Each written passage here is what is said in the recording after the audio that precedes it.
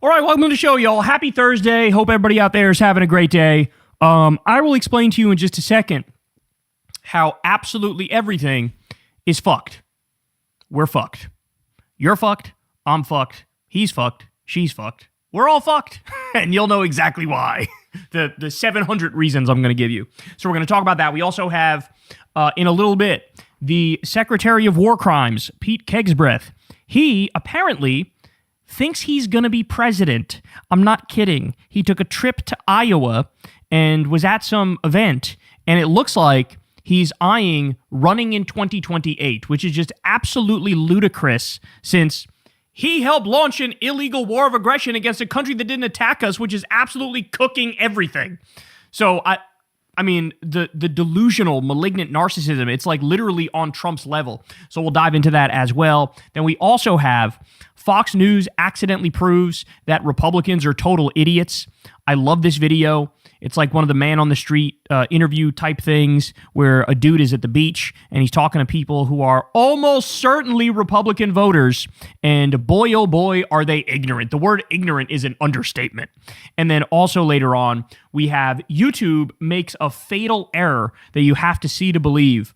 This is not good. They are like trying to nuke this lovely and glorious platform, and it is a horrible thing to see, so I'll get into that as well. So you guys know the deal, man. Everybody do me a favor. Subscribe to the channel and click that bell icon if you haven't yet. That gives you a notification every time a video drops. You can also support the show on Patreon. Shout out to all of you who do that, because remember, y'all, this is real independent media. I've never talked to an advertiser, never done an ad read, never will do an ad read. Also, we've never taken money from a PAC or a government or anything like that. You guys support the show from the ground up. Thank you all, even if you just give $1 a month or $2 a month or $5 a month, or if you tip with that thanks button on YouTube, that all goes a very long way. So thank you all from the bottom of my heart. I deeply, deeply appreciate it. Also, sign up for Crystal Kylan Friends on Substack. Link below. We have one of my favorites, Wajahat Ali, is coming on this week. He's the man. Can't wait for that conversation. And then also go sub to Corn's World and come watch us shoot the shit on a Monday night, as we always do. All right, y'all. Let's go ahead and jump right in. So, as I said, everything is fucked. And when I say that, boy, do I mean that. So right off the rip here, take a look at this. The bond market just broke. Japan dumps $26 billion in treasuries while America is buying back its own bonds. That is a very, very, very, very, very bad sign that we're talking about here. Ryan Grimm says, Trump's Iran war is breaking the global economy.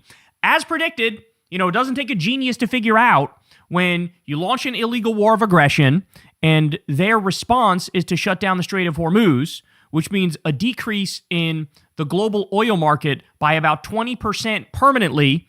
There's only so many tricks that you have that can sort of like keep everything afloat for a little bit. But now it looks like everything's breaking. Okay, so they had a currency crisis in Japan and the US intervened to try to help.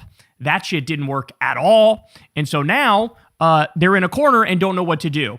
Japan is cornered and has 3 potential moves left. Number 1, hike rates, which carry trade unwinds and pension funds get torched, okay? Number 2, sell treasuries to buy yen. The U.S. bond market gets torched.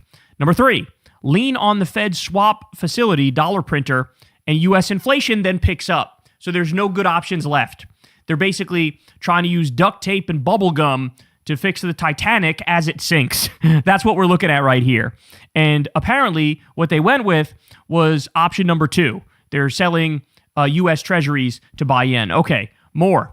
Trump is going to pump billions of dollars into the bond market to push down interest rates through the election, then let everything fall apart again. Not sure I've seen a more nakedly electoral use of this amount of money before for such a targeted amount of time.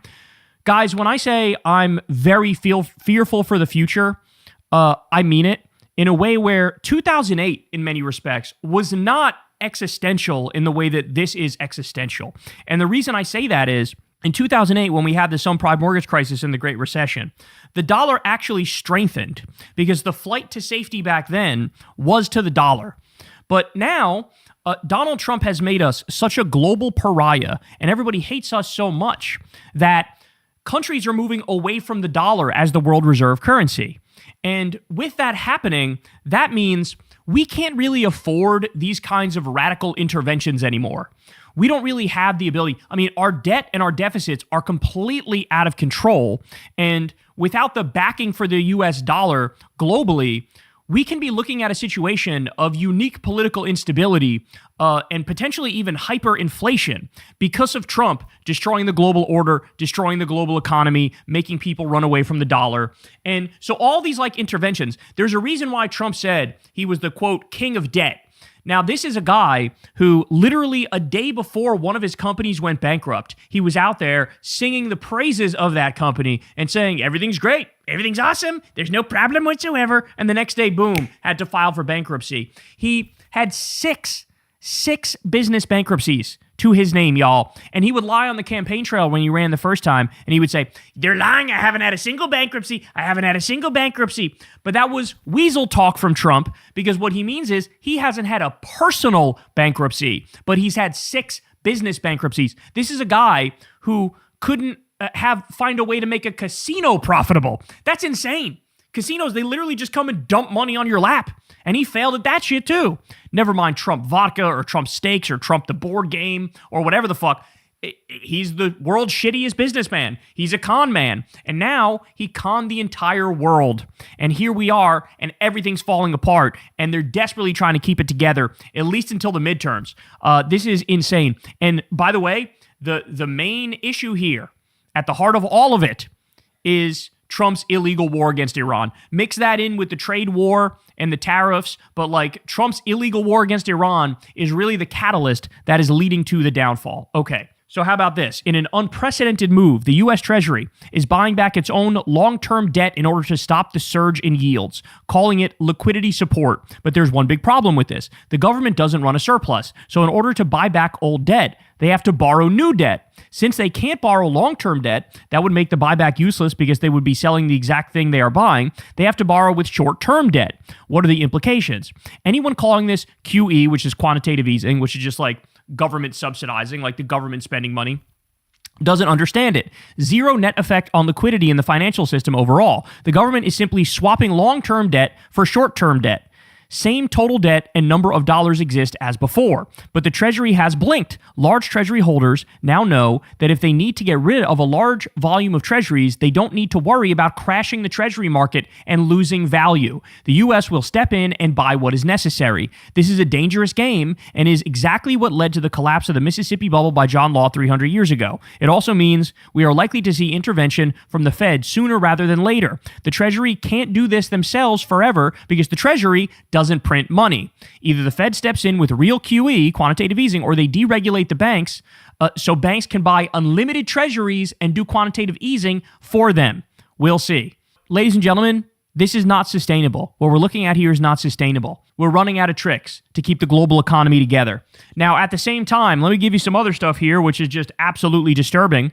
GOP-Els says, breaking, Republican official Andy Sanborn has pleaded guilty to stealing over $250,000 in COVID relief funds. He used this money to buy a Porsche. Least criminal Republican of all time, ladies and gentlemen. That's what you're looking at right here. All right. Fact Post says, the Trump administration is destroying Big Bend National Park's only beaver pond to construct a border wall. Because of course they are. There's been videos circulating on social media of them basically destroying our national parks, bulldozing shit.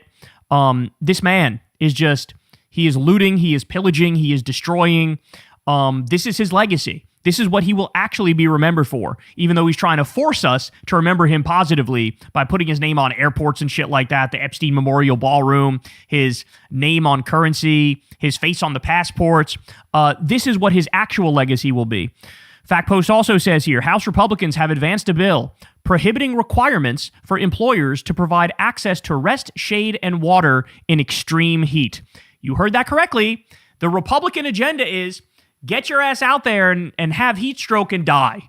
That's the Republican agenda. In the same way that they tried to ban states from doing free school breakfast and free school lunch for kids. Republicans tried to ban that. They're actively trying to ban extreme heat work breaks that are mandatory. So your boss can force you to stay out there even if it's 110 degrees and you're about to croak. This is what the Republican agenda is, ladies and gentlemen. Super serve the Epstein class. That's what they want to do. It's all about the corporations getting everything they want. It's all about the billionaires getting everything they want. And it's all about fucking overworking people. Okay, we got this one. Walmart has now recalled 3,240 tomato soup kits over possible listeria contamination. The list of shit that we now have to recall because our government no longer functions under Donald Trump and under RFK Jr. and under Elon Musk with his insane Doge cuts. This stuff is catastrophic. This stuff is apocalyptic. We're seeing more recalls than at any time in my entire life. And it's stuff that you would never expect to have a problem, and in the past never has had a problem. Tomato soup kits poisoned with listeria? All right, how about this one? The FDA has announced a recall on granola sold nationwide over potential salmonella contamination. So as Chef Joe Guerra here says, I like to reiterate how difficult it is to have granola infected with salmonella. It's even more difficult than chili peppers. And no, it's not foreign producers that are the problem. It's quality control and standards not being enforced. So yes, it is the fact that there are no more regular food safety inspections in the U.S. Doge obliterated that shit. And here we are. The chickens are coming home to roost. You let big business run wild, and big business will run wild. And we will suffer the consequences from that shit. Never mind the fact, we already told you, Donald Trump made it, so now we're using glyphosate all over the place in this country. That was something RFK Jr. was involved in lawsuits going after the makers of glyphosate, saying, your shit causes cancer. Now, he's on the other side of that bitch, and he's with Donald Trump, and they're allowing glyphosate to be sprayed on all of our produce. It is very possible we see a massive decline in the average age of death in this country because of that exact move. That now all of our produce is getting doused with cancer-causing chemicals.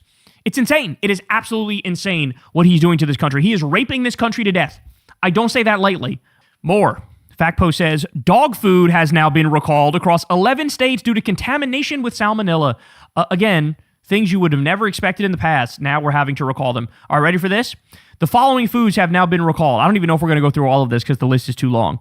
But frozen blueberries for possible E. coli contamination, iceberg lettuce for cyclospora, shell eggs for salmonella, mixed berries for E. coli, pistachio nut butter for salmonella, green powder supplements for salmonella, jalapeno-containing dips, salsa, and guacamole products for salmonella, soup kits for listeria, salad dressings for salmonella, granola for salmonella, dog food for salmonella, jalapeno peppers for salmonella, pizza, cheese, bread products for salmonella, dried herring fish for botulism risk, requescent cheese, listeria, soft ricotta cheese, listeria, infant formula for fucking botulism, multiple cheese varieties for listeria, cottage cheese and ricotta for listeria. This goes on, bro. Look at this.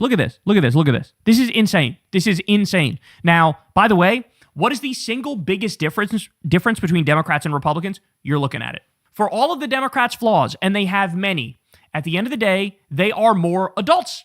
They are adults. They actually have the very basic and simple belief that the government should be there to, do things that are decent, right? Whereas the Republican view is, fuck the government, torch the government, and let big business run wild. Let the robber barons do robber baron shit. And, okay, this is what that looks like. When you have no cop on the beat to, look after our food, this is the end result. Don't ever say Democrats and Republicans are the same. Anytime anybody tries to imply some false equivalence bullshit, some both sides bullshit, you show them this exact tweet. This is what we get under Republican rule. Okay, this is what we get when they absolutely nuke the FDA. They destroy Health and Human Services. They get rid of the routine food safety inspections. They get rid of the nuclear safety officials. Doge fired the top nuclear safety official and had to beg for him to come back. Okay, they also nuked the Consumer Financial Protection Bureau. Do I need to go on? The Department of Education. Everything that our government does that's good, Republicans took a sledgehammer to that bitch. Okay? Still not done, though, because like I said, we live in hell. GOPL says, just in, Trump administration cancels $15 million in Alzheimer's research grants. An estimated 7.4 million Americans live with Alzheimer's disease or dementia. They canceled $15 million that was supposed to go towards Alzheimer's research. And of course, the ironic part of all of this is Donald Trump's own dad died with Alzheimer's, okay? Trump is now likely, or potentially even does, have it himself. We've talked about this ad nauseum, but He could be getting Leqembi injections, and that's what the bruises on his hand are. Leqembi is an early Alzheimer's drug. He obviously struggles with impulse control, and he has behavioral disinhibition. He has phonemic paraphasia. He does confabulation. All of these are signs of Alzheimer's. He's had a decline in verbal complexity. He does repetition and fixation. He sundowns. He has gait abnormalities. The evidence is there that he himself has Alzheimer's. And his fucking decrepit, disgusting, vile, repulsive regime just cut $15 million in Alzheimer's research grants. You literally cannot make this up. But then again, it's the same government that illegally cut pediatric cancer research and Meals on Wheels. So what would you expect? Some of the cancer research they cut, there were promising potential cures for certain kinds of cancer. And Elon Musk and Donald Trump cut that bitch to the bone, bro. This is what we're talking about. Don't ever tell me there's no difference between the parties. Don't ever fucking tell me that ever again. More, Oklahoma Republicans introduce a bill requiring all public universities to install a Charlie Kirk statue. The statue would have to describe Charlie Kirk as a modern civil rights leader and a martyr for truth and faith. What am I supposed to do with this? What am I supposed to do when the economy is on the brink of total catastrophe? When climate change is spiraling out of control and we're like running out of water in crucial regions. I just saw something earlier about how Lake Mead in the Southwest and like the Colorado River, like it's lower than it's ever been in history. And like once we go below a certain point, you can't even, there's no more power created in that region. And of course, you're running out of fresh water. And like nobody's talking about it. Nobody cares.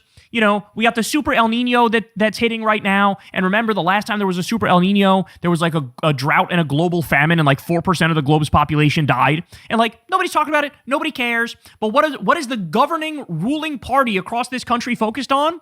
Building fucking required statues of Charlie Kirk and describing him as a modern civil rights leader when he literally was on an anti-MLK crusade.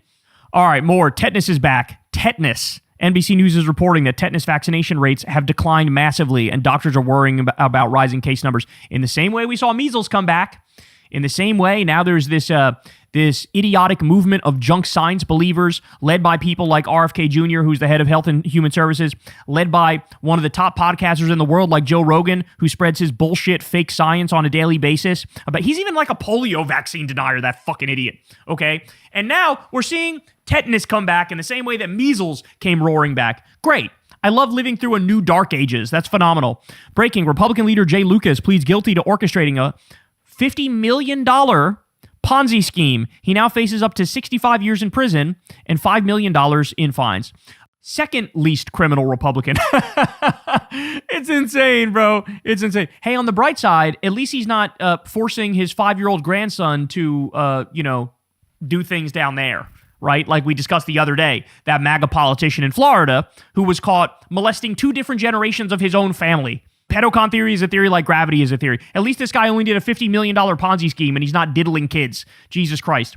Tyson Foods is shutting down operations of 2 beef plants, one in Joplin, Illinois, and the other in Eagle Mountain, Utah, due to a cattle shortage. Because of screwworm. Because of Elon Musk and Doge. They killed that program. Now screwworm is here, and our cattle industry is fucked. Beef prices are skyrocketing. The third plant in Pasco, Washington, is looking for a buyer. They will shift processing to other facilities. Joplin alone had 2,500 employees. So all these good people losing their jobs because of Republican stupidity, because of Republican idiocy. Ladies and gentlemen, commit this to memory. Everybody should have learned the lesson from what led up to the Great Depression and the stock market crash in 1929. That was Republican leadership that led to that, okay? Every time these motherfuckers get free reign, they ruin everything. Every time you let Democrats and liberals and leftists grab the reins, they clean the mess up and fix shit. Look at FDR with the New Deal, for example, right? So just for the love of God, can we not make this same mistake over and over and over? This is a direct result of Republican idiocy. All right. Right Wing Watch says, according to an analysis of Fox News broadcast transcripts from the Internet Archive, since April, the network has mentioned Twitch streamer Hassan Piker across 312 broadcasts. Jeffrey Epstein Only 125. That's 2.5 times more airtime for a left-wing streamer than for the convicted sex trafficker whose operation systematically abused and exploited underage girls. Gee, I wonder why that is. I wonder why Fox News is talking way more about Hassan Piker than Jeffrey Epstein. Could it be because Trump is in the Epstein files a million times? Could it be because of the Katie Johnson allegations and the nipple torture fetish that Trump has? Could it be because Trump is protecting the literal pedophile cabal of elites that run this country and this world? Quick, talk about Hassan Piker and bring up the comment about 9/11 for the 700th time. It's not working. None of this shit is working. You're failing. You know you're failing. Still not done, though. A Florida police officer is accused of using flock camera tech to track his estranged wife's vehicle 717 times, according to an affidavit. Ladies and gentlemen, we keep getting more and more information that these flock cameras are only used by creepers and perverts and psychopaths, okay? It's not preventing any crime. It's not stopping any crime. It is only used by disturbing individuals to spy on and take the privacy away from innocent people. I'm sick of this shit. We don't need mass surveillance. We don't need a mass surveillance blackmail network across this country. Fuck Palantir and fuck flock cameras. Get rid of these motherfuckers. Breaking. Padres catching coordinator and former Texas Rangers baseball player Oswaldo Perella was detained by ICE at the airport in El Paso, Texas. A resident of Arizona, he has lived and worked in the United States since 2014 and is a father to 2 United States-born daughters. Well, isn't that great? This is who ICE is going after. Remember when they lied to us and said, oh, we're only going to go after the violent criminals? Motherfucker, if you were only going after the violent criminals, then 95% of the people you arrested would be freed. Okay? Only 5% of the time you go after violent criminals. This is who you're going after? A fucking MLB player? That's what you're doing? Is this guy a threat? ICE is not a government agency. I repeat, ICE is not a government agency. They are a criminal gang. They are a cartel. That's what they are. They are a Gestapo paramilitary force used by Donald Trump specifically to commit crimes. They're not preventing crimes. They're committing crimes. That's what they're doing. And there's another great example of it here. This innocent person is now going through hell. This is insane. ICE is deporting people to countries they're not from solely as a way to send a message to completely different people, a form of collective punishment. It's a form of collective punishment. CBS News says, exclusive, the U.S. is deporting Mexican migrants to Central America despite Mexico's willingness to accept its citizens. The whole point is the cruelty. It is the sadism. The one thing that's the connecting tissue for every faction of MAGA is sadism. They take pleasure out of other people's pain. Let a right-winger tell you what they think in their most honest moments, and they will tell you they want death, they want destruction, they want pain. Ask a left-winger what they want in their heart of hearts, in their most honest moments, and they will tell you, I want everybody to have health care, I want everybody to have education, I want no medical debt, I want free college, I want a living wage. You make the decision which is better for this country. All right, Mother Jones says, Daniel Sanchez Estrada moved a box full of radical literature. A right-wing judge sentenced him to 30 years in prison. It's a prime example of how the Trump administration is weaponizing conspiracy charges against dissenters. NSPM 7, anyone? NSPM 7. Quote, we are not terrorists. We are being terrorized. So you have people literally handing out pamphlets, never did anything violent at all, and they're getting decades in prison. This is a war on free speech. This is a war on free expression and the Constitution. That's what this is. And the Trump regime is doing it. God forbid you protest a genocide. God forbid you write an article mildly critical of Israel. Go talk to Ramesa Ozturk, how she feels about freedom in this country. Go talk to Mahmoud Khalil, how he feels about freedom in this country. They have shit on the Constitution endlessly. They've destroyed the Constitution. There's no more due process. There's no more habeas corpus. They don't abide by the warrant system anymore. They've ruined all of it. So at the same time they pretended like they were the heroes of the U.S. Constitution and freedom, they have destroyed freedom. They deported people for making Charlie Kirk jokes. And they have the nerve, the Republicans have the nerve, all the right-wing commentators pretending for a decade like, all we care about is freedom of speech. Yes, that's all we care about. Where's the Ben Shapiro segment on how Trump is destroying free speech? Where's the Dave Rubin segment on how Trump is destroying free speech? They're not going to do it. And they're not going to do it because they're lying. And they're not going to do it because they just love that Trump is bombing innocent Muslims for Israel. That's what their actual agenda is. Republicans introduce a bill allowing parents to sue schools if their kids' clothing, name, or hairstyle changes. That seems reasonable. By the way, this is probably like a stealth effort to undermine public schools, period, so they can usher in charter schools, private schools, religious schools. There's always been a Republican war on public education because they don't like that it's the great equalizer. Again, destroying this country. Arkansas Republicans have passed a bill forcing schools to install audio recorders in every locker room. Nothing is more creepy than a Republican's school policies. You guys know how they feel about trans people. They want to have creepy, perverted old men do like genital checks to make sure that, this kid can play youth soccer. Got to make sure you're not secretly trans. Show me what you got down there. This is what the Republican Party does. They want to ban your kid from having a free school breakfast and free school lunch, but they want to mandate they pull down their pants. And you tell me both parties are the same? I don't want to fucking hear it. No shot. Finally, ProPublica says, almost a year after Trump's domestic policy bill passed, at least 770,000 children are no longer receiving SNAP benefits. That's food stamps. In Arizona, the number of children receiving SNAP has dropped by more than 200,000 since July 2025, a 55% decline. Under Trump's big bullshit bill, as we've talked about, the actual number I've read is that up to 4.5 million people are losing their access to food stamps. The majority of them, kids. So that's what Trump is doing. He is starving low-income people across this country. That's what he's doing. He asked for $1 billion a day to blow up little girl schools in Iran, but he's got to cut your food stamps, and he's got to kick 18 million people off Medicaid and take their health care away from them. So as you can see, everything's fucked. And I know it's kind of overwhelming in this moment. I know it like beats us down into the ground and makes us tired and weary. But the fact of the matter is, we have no choice but to fight back. We have no choice. And you got to do what you got to do. We're desperately trying to save this country from itself and save the world from itself in many respects. But this is a fascist, terrorist, imperialist death cult. That's what the Republican Party is. And at this point, there is no denying it. Hey y'all, do me a favor and like and subscribe. It helps out big time in the algorithm. Click the bell as well for notifications when videos drop, and watch that video on screen right now. You know you want to. Now, I know we just did a segment titled Everything's Fucked, but at the same time, there's a weird optimism I have because we are seeing the surge of a left-wing Tea Party. There is no denying that DSA is exploding in popularity. Left-wing ideas and values are exploding in popularity. Liberals are becoming leftists at a record pace, okay? And one piece of evidence to this effect is that now, because there's so many like DSA or DSA-aligned candidates winning, the mainstream media networks feel obligated to have on at least some people who are socialists or democratic socialists or who are left-wing, and that is really changing the game because, I've always maintained, oftentimes people just don't know that there's another option on the menu, right? They think it's either like feckless, weak Democrats who are pro-corporate and diet MAGA, or it's like a knuckle-dragging MAGA fascist who's trying to ruin everything. But they don't realize there's another option on the menu, and it's like actual left-wing values and delivering for working people.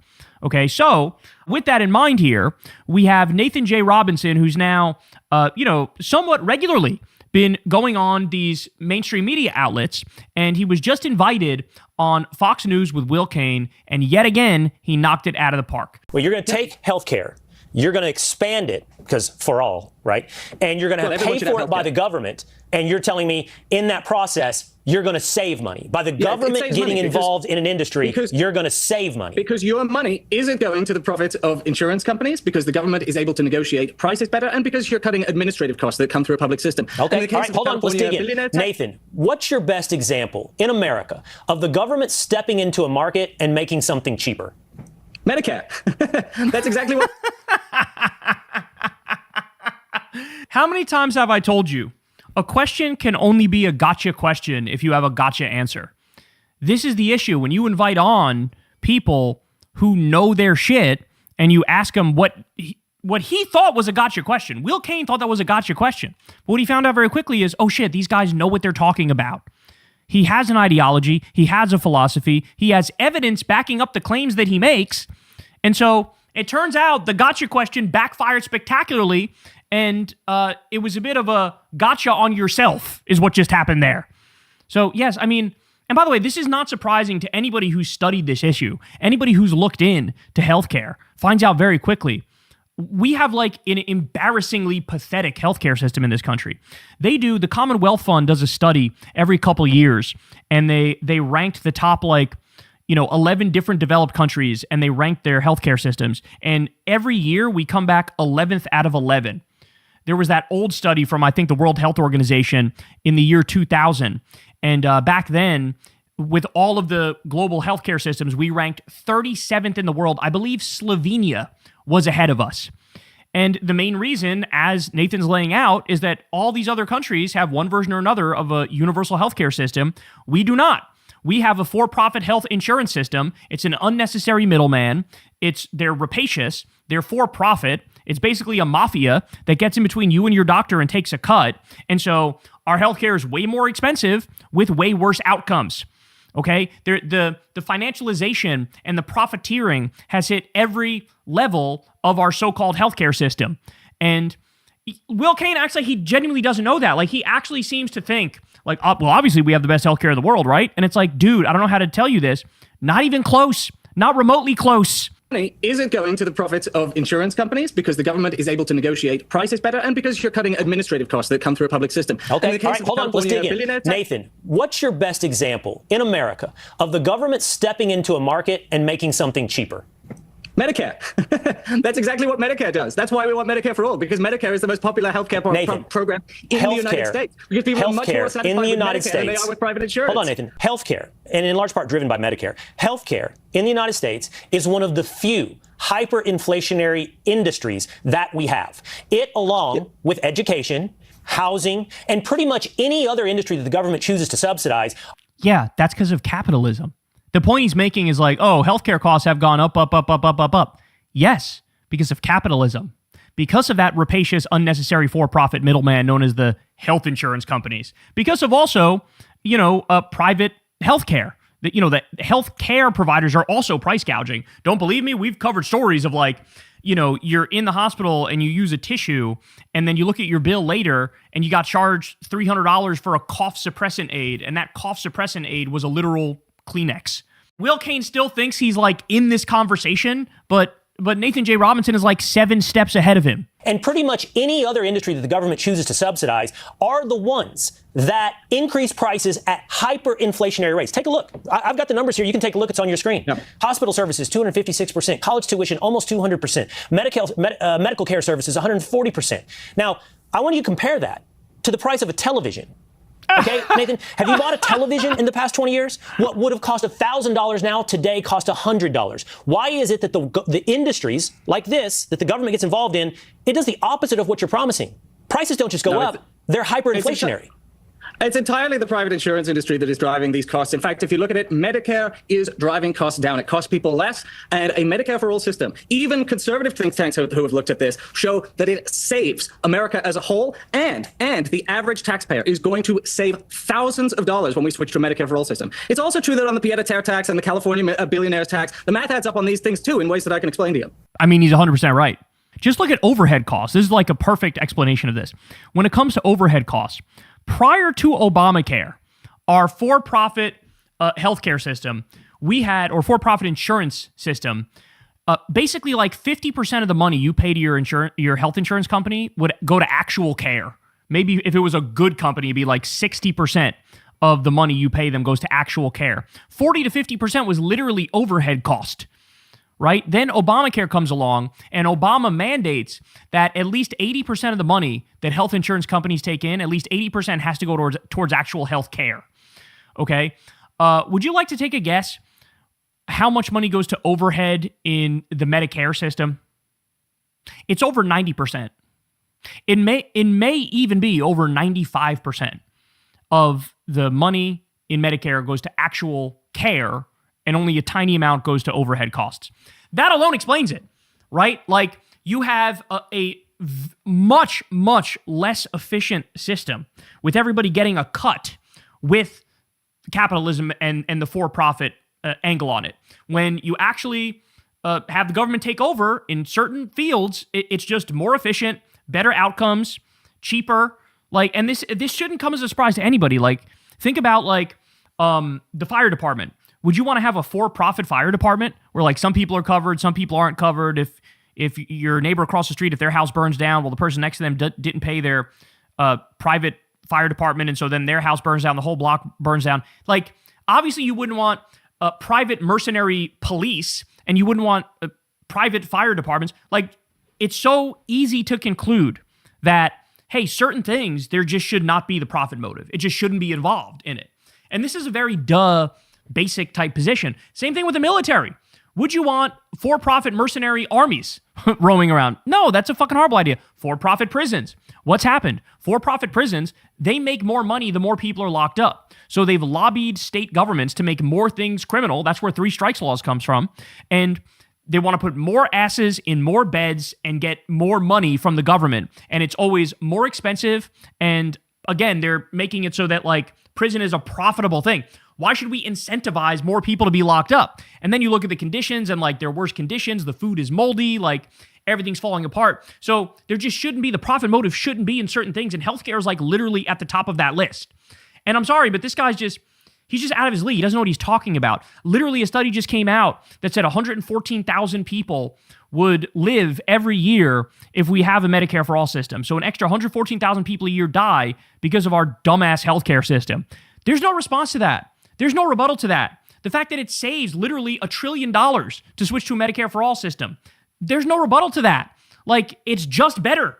There's a reason why we're dead last in all the studies that look into this. I'm sure that you can explain the unexplainable. I'm sure. Oh, that's how he responds? That's fucking embarrassing. By the way, the Tennessee Holler here decided to clip out part of this debate where, Nathan easily answers the question and says, my best example of the government stepping into a market and making something cheaper is Medicare. He put some of the charts here that show you.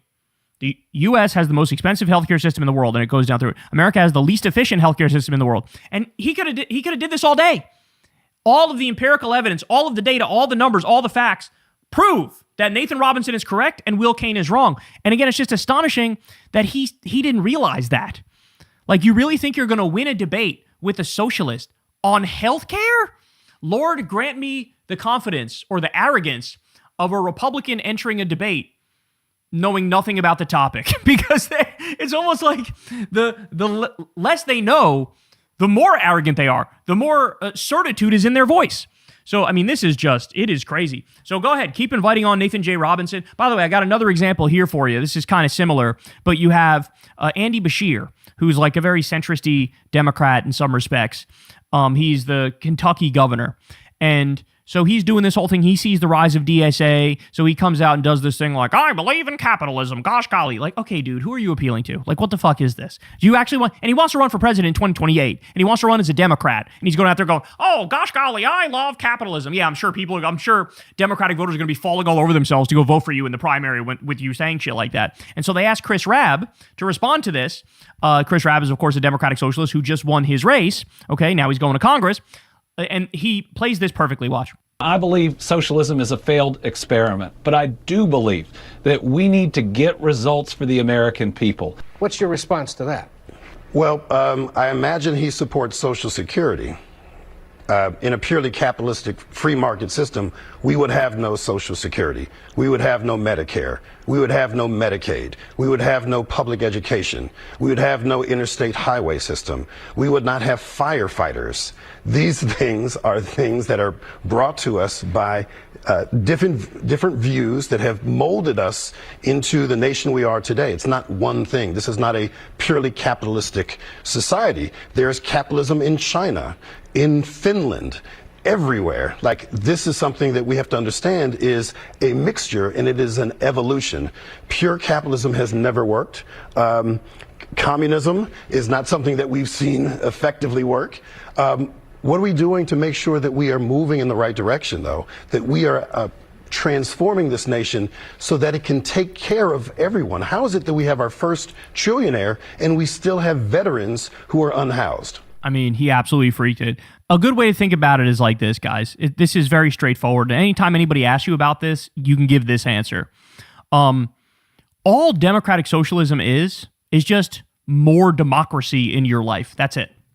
That's it. So under capitalism, think about it. Under capitalism, your boss is basically like a mini dictator, right? Every private company is its own like mini dictatorship where there's a rigid hierarchy, somebody at the top, people underneath. All democratic socialism is introducing more elements of democracy in more aspects of your life and making it so we're less dictatorial. It's less tyrannical. That's it. That's all it is. And that's not something anybody's afraid of. Like if you say to people like, hey, would you support having more freedom and more democracy? Their answer is going to be, well, of course I do. Okay, well then you're a democratic socialist. Congratulations. Because that at the end of the day, that's what it boils down to. That's the difference. And so, he gives classic examples there of like, these are socialist programs and we all support them. And so the fear-mongering is not working anymore. And the fact of the matter is the democratic socialists are the ones who are most educated on all these topics. And you actually hear them out and there's going to be a lot of people converting mighty quickly. And that's exactly what we're seeing right now. Hey y'all, do me a favor and like and subscribe. It helps out big time in the algorithm. Click the bell as well for notifications when videos drop, and watch that video on screen right now. You know you want to. All right, y'all, so this right here is just absolutely insane, but I had to share it with you. Apparently, the Secretary of War Crimes, Pete HEGSETH, he seems to think he's going to be president. He actually wants to run for president. Look who thinks he can be president. Pete HEGSETH was in Iowa today for what the Pentagon is calling a personal capacity visit. Part of that visit was attending the Iowa State Fair, which basically everybody who runs for president, they do that, which has a lot of people speculating that he's going to run in 2028. All this man is known for at this point is an illegal war of aggression against a country that didn't attack us, where they're failing and they're losing and they're breaking the global economy, and they committed war crimes on top of war crimes on top of war crimes and killed a bunch of little girls in a school that they triple tapped. Jim Stewartson says the following: I don't think people understand how mentally ill this guy is. HEGSETH is a messianic narcissist like Trump, an extremely fragile yet massive ego that generates its own reality. HEGSETH gets his direction from manosphere cult leader Doug Wilson, who loves slavery and feudalism, this is literal, and hates women, minorities, and separation of church and state. He's literally said we should take away women's right to vote. He's actually said that out loud. HEGSETH really believes he is God's instrument to, quote, kill all Muslims. That's a direct quote from Pete HEGSETH. He was at a bar, drunk, and he chanted, kill all Muslims. And he wants to bring about the end times. His behavior is actually psychotic, and he should not be around firearms or kids, much less the White House. This is a guy who is a D-tier Fox News host, okay, that Trump decided to make him Secretary of Defense, and they changed the Department of Secretary of War because they're such massive warmongers. He got involved in politics, I'm not kidding about this, by being a pro-Iraq war activist. Then, when the Trump era comes around and Trump's doing all of his fake anti-war shit on the campaign trail, you have Pete HEGSETH going on podcasts and he says very solemnly, oh, I'm a reformed neocon. I used to think we could wage wars anywhere for whatever reason and come out and win and everything would be better. Now I see the error of my ways. Now I'm pro-peace and not pro-war. The second this motherfucker got a taste of power, he was one of the ones behind the scenes arguing most aggressively for bombing Iran, for starting the war, for invading, for escalating, for hitting civilian targets, for nuking. Okay, they've discussed nuking multiple times. Trump is potentially going to nuke them. And you got this guy there who goes, yeah, let's do that. And he does this whole, man, he came out, what did he say? He said, we're now allowing our soldiers to be on testosterone replacement therapy. In other words, let's make our soldiers all jacked up on steroids and human growth hormone and give them roid rage and make them like killing machines. And this man himself does the fucking testosterone. He also lies about the amount that he was bench pressing. Remember that? They staged a photo op where he was bench pressing a lot of weight, but it turns out it was fake. And then people who know weightlifting said there's no way that that's the amount that he's saying that is. This is a motherfucker who's so Mr. Masculine Tough Guy. Meanwhile, he put in like a makeup station at the Pentagon where, because he does so many TV hits. This guy's a sick joke, bro. This guy's a sick joke.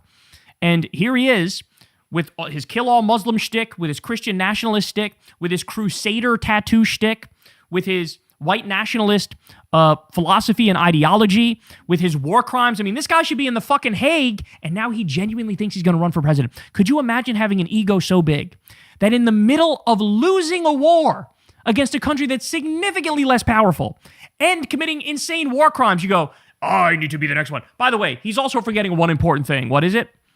Donald J. Trump wants to stay in office. Donald J. Trump is probably going to try to get an illegal third term. Okay? And you're planning on running. So is Marco Rubio. So is fucking J.D. Vance. Have you guys checked with the big guy who has different plans? But he's going to Iowa. Guys, there's only one reason.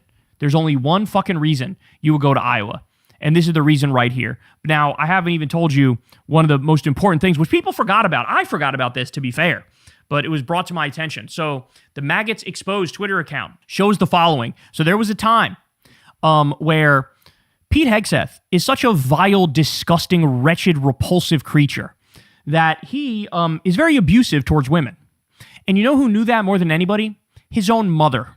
So here's a letter that his mom wrote to him when he was in the midst of probably his alcoholism and in his most abusive time. She said, "Son, I have tried to keep quiet about your character and behavior, but after listening to the way you made Samantha feel today, I cannot stay silent. And as a woman and your mother, I feel I must speak out. You are an abuser of women. This is the ugly truth, and I have no respect for any man that belittles, lies, cheats, sleeps around, and uses women for his own power and ego. You are that man, and have been for years. And as your mother, it pains me and embarrasses me to say that, but it is the sad, sad truth. I am not a saint, far from it, so don't throw that in my face. But your abuse over the years to women, dishonesty, sleeping around, betrayal, debasing, belittling, needs to be called out. Sam is a good mother and a good person under the circumstances that you created, and I know deep down you know that. For you to try to label her as unstable for your own advantage is despicable and abusive. Is there any sense of decency left in you? She did not ask for or deserve any of what has come to her by your hand, neither did Meredith. I know you think this is one big competition and that we have taken her side. Bunk. We are on the side of good, and that is not you. Go ahead and call me self-righteous. I don't care. Don't you dare run to her and cry foul that she shared this with us. That's what babies do. It's time for someone, I wish it was a strong man, to stand up to your abusive behavior and call it out, especially against women. We still love you, but we are broken by your behavior and lack of character. I don't want to write emails like this and never thought I would. If it damages our relationship further, then so be it. But at least I have said my piece. And yes, we are praying for you, and you don't deserve to know how we are praying, so skip the snarky reply. I don't want an answer to this. I don't want to debate with you. You twist and abuse everything I say anyway, but on behalf of all the women, and I know it's many, you have abused in some way, I say, get some help and take an honest look at yourself. His own mother had to write him that. Do you have any idea what it takes to make a mother talk like that to her son? Do you have any? You have to be the most ugly person in history to have your own mother talk to you like that. That's who this guy is. The same guy who says kill all Muslims, the same guy with the fucking Crusader tattoo, the same guy who got involved in politics because he's a pro-war activist. And now, instead of taking out his anger and his misery and his depression on his significant others, although he might still be doing that, instead, he's murdering 170 little schoolgirls in Iran by triple tapping them. Right? He's bombing hospitals, he's bombing bridges, he's bombing roads. He's Trump's little pro-war cuck. And he wants to be president of the United States. What fucking platform are you going to run on? Bomb more Iranian little girls? Is that your platform? Is it going to be, take away women's right to vote, which is what your fucking dipshit pastor says? These people have some nerve, man. Let me explain something to you. My life mission at this point is to get these motherfuckers back in the closet. There was a time where everybody realized it is shameful if you're far right. It is shameful if you're sympathetic to the Nazis. Like, what the fuck is that? 400,000 Americans died fighting the fucking Nazis, and we got people sympathetic to the Nazis? Are you out of your fucking mind? There was a time when these fuckers were in the fucking closet, and that's where they belong, to go right back in that closet and shut the fuck up forever about politics. If you're far right, have the decency to stay the fuck away from the political system and don't ask for any position of power. Fuck you. Fuck you. That's my goal. Get these motherfuckers back in the closet. The nerve. He's going to run for president. Jesus fucking Christ. What is wrong with you? What is wrong with you? I hope this country sends him a message. Hey, y'all, do me a favor and like and subscribe. It helps out big time in the algorithm. Click the bell as well for notifications when videos drop, and watch that video on screen right now. You know you want to. So the Texas Republican Party is currently panicking over the fact that James Tallarico is beating Paxton in most polls in the race, and you have now Greg Abbott as well is facing an opponent who just released a devastating ad against him. First, let's go ahead and take a look at that. Absolutely incredible ad from the Hinojosa campaign. Is that how you pronounce it? I'm not sure. Put in the comment section if I'm pronouncing it correctly, but Hinojosa? I think it's Hinojosa campaign. New entry into the data center wars. Gina Hinojosa going after Greg Abbott. A woman uses an AI chatbot to ask why her electric bill is going up. It answers Greg Abbott. Okay, here we go. Let's watch. Why is my electric bill going up? Absolutely. I'm happy to help. Data center production and energy use in Texas is skyrocketing to meet AI's needs. For your future. What? Who authorized that? Greg Abbott. Abbott took $20 million in campaign donations from data center executives and companies, and he gave them billions in tax breaks. For your future. My future? How does this help me? Absolutely. Absolutely. Great question. Happy to help. Damn. That's a brutal ad, bro. That is a brutal ad.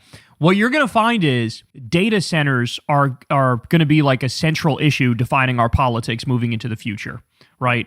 Because people are pissed off, they're furious, and they know, because we already have data centers up in a bunch of different places around the country, and it's a fucking horror story. It's a horror story. So you have actual pollution, like in Memphis. Half of Memphis is fucking poisoned because of Elon Musk's Grok data center, right? So half of fucking Memphis is poisoned. They blow through water resources like nobody's business. Then you have the noise pollution. Then you have the fact that they're promising to build these things which are gonna like take our jobs. So like, where's the upside? The upside is what? Some pedophile gets to make a child sexual abuse fucking fake picture? Is that really what they're trying to pitch to us? Like, here, make a goofy fake picture or something. Like, there you go. Now it's worth it. Like, what is this? Nobody asked for this. Nobody wants this. It requires a tremendous amount of energy, a tremendous amount of water. Of course, you have electric grid problems across this country because of the data centers. And, like, it feels like this is unsustainable. So, now, like, there's different politicians rushing to be more anti-data center than the next. And you're seeing this also in Wisconsin for the governor's race, how David Crowley was pro-data center, and now this Republican, Tom Tiffany, who's running against him, he's like pretending to be anti-data center, even though he's not at all. In fact, I would guess that David Crowley would be more anti-data center than Tom Tiffany, but like, he's just being cynical and like, oh yeah, no, I'm the anti-data center guy. So this is going to be at the center of our politics now going forward, sort of in a similar way that Israel's now at the center of our politics, in the sense that you saw how Abdul used this issue where he said, why are we sending money to a country that's bombing a bunch of kids? Why don't we pay for healthcare here and roads here and education here? This is crazy. And so, devastating attack against Greg Abbott. Now, the issue is Greg Abbott is not nearly as disliked as Ken Paxton is. Right, and that's why in the polls you've seen Tallarico is up and Hinojosa is down. Okay, but she is closing the gap. Okay, let me show you the new Tallarico ad against Ken Paxton, because this one's incredible. Here we go. This is Ken Paxton, and this is Ken Paxton stealing someone's $1,000 pen. Here's what happened.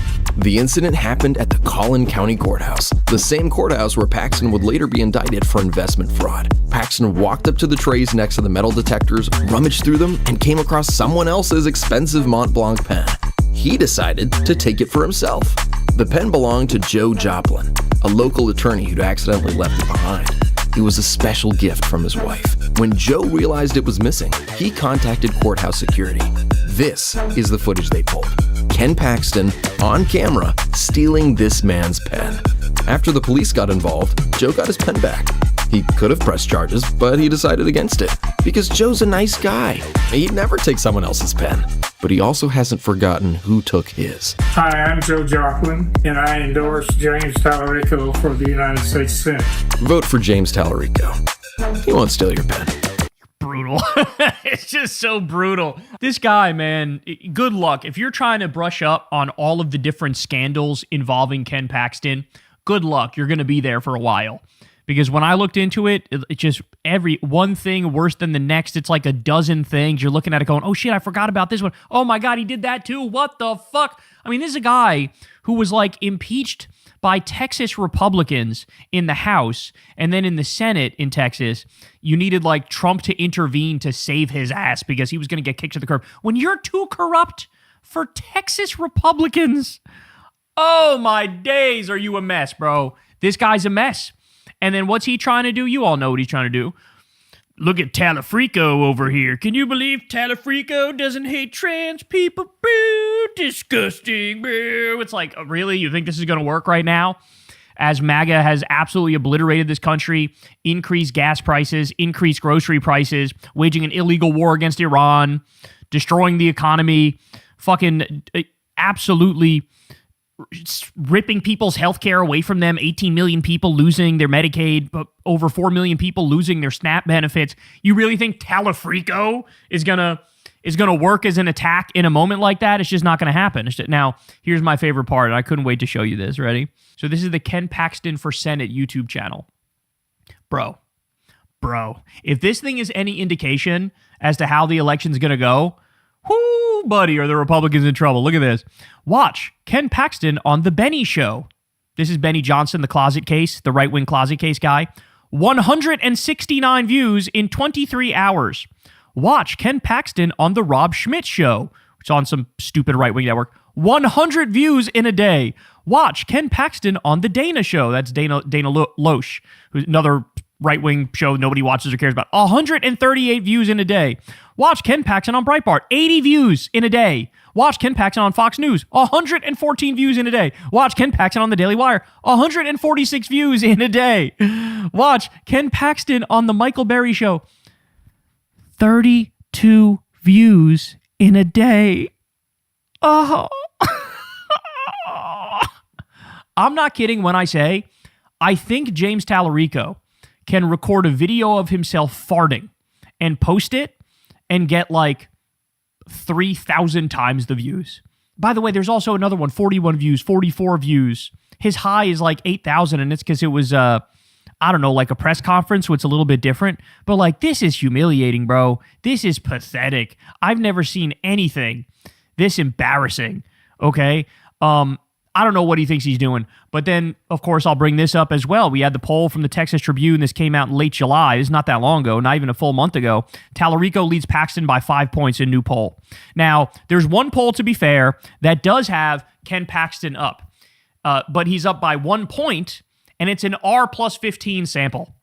Okay, so they had to bias the fuck. There wasn't even a Spanish language version of it, which is insane. You obviously need that in the state of Texas, right?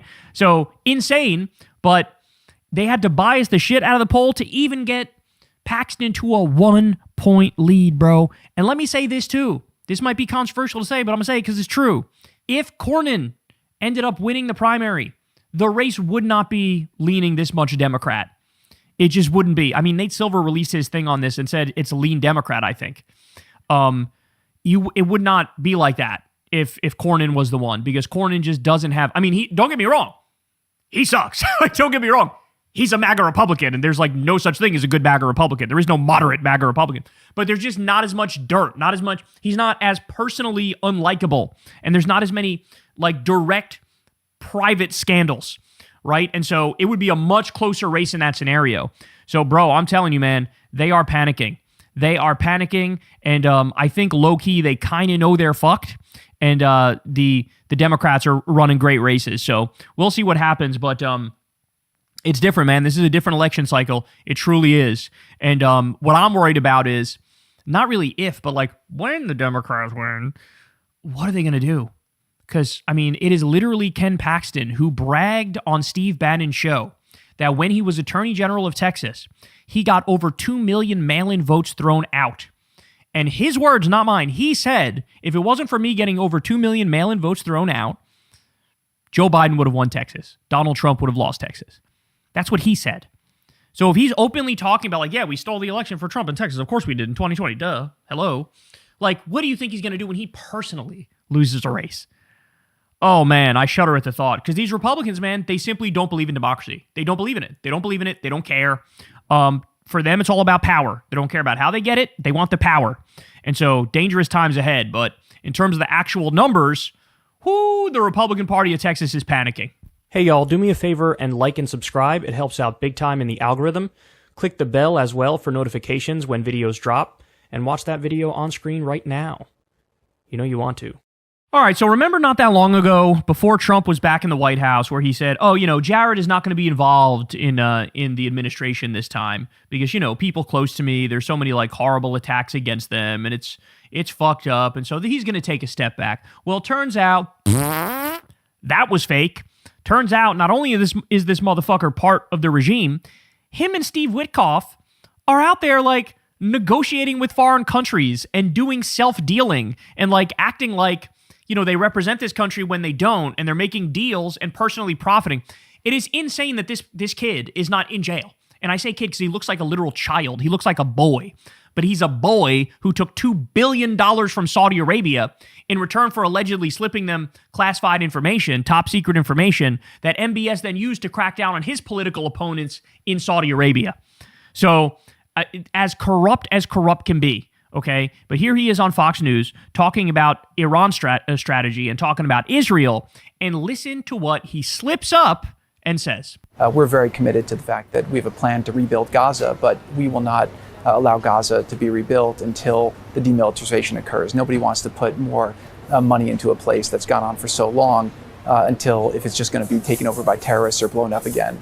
We're also not going to restrict Israel's right to defend itself if there are any imminent threats, and so we had to clarify what that means. We could be seeing progress, in as much as in as little as 30 days, hopefully on starting to take some of the weapons out, and hopefully filling in some of the tunnels as well in the next 60 to 90 days as well. So progress could come quite soon, but we do need cooperation from both sides, and we're going to hopefully get through. But we've made a lot of progress to get here.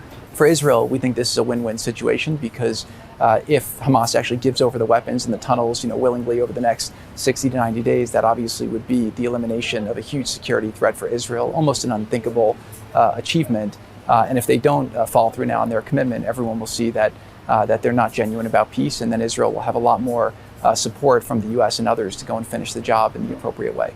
To go and finish the job in the appropriate way. What the fuck does that mean? To go finish the job? So, like a solution that's final? Like a final solution? First of all, I love the way that he keeps talking as if like Israel is the reasonable, responsible party and the terrorists on the other side, they're the ones that we have to deal with. Yeah, anybody who's been following this will tell you Israel are the terrorists. And it's not particularly close. It's not close. And we want to rebuild Gaza. Let me reframe that for everybody to explain what he's actually saying. We are going to steal Gaza. We're going to take the land and we're going to turn it into a Trump property. We're going to have hotels. We're going to have casinos. We're going to invite crypto billionaires on that bitch. We're going to invite Epstein's buddies on that bitch. We're going to make sure that Palestinians cannot get their land back. And we're going to make it a tourist hub. It's going to be like Vegas in the Middle East. And so that's what he means with we're going to rebuild Gaza. This has nothing to do with Palestinians. This is literally creating like a dystopian hell city on the skulls of dead, innocent men, women, and children. That's what he's saying there. Now remember, he used the term, we're going to let them finish the job. At the same time, this is the sort of stuff that's happening these days. Ready? Dropside says, Israel assassinates Gaza women's police chief in strike on police headquarters. An Israeli strike on a police headquarters in Gaza City this afternoon killed 8 police officers, including senior commanders and a 13-year-old displaced girl, according to Gaza's Ministry of Interior and National Security.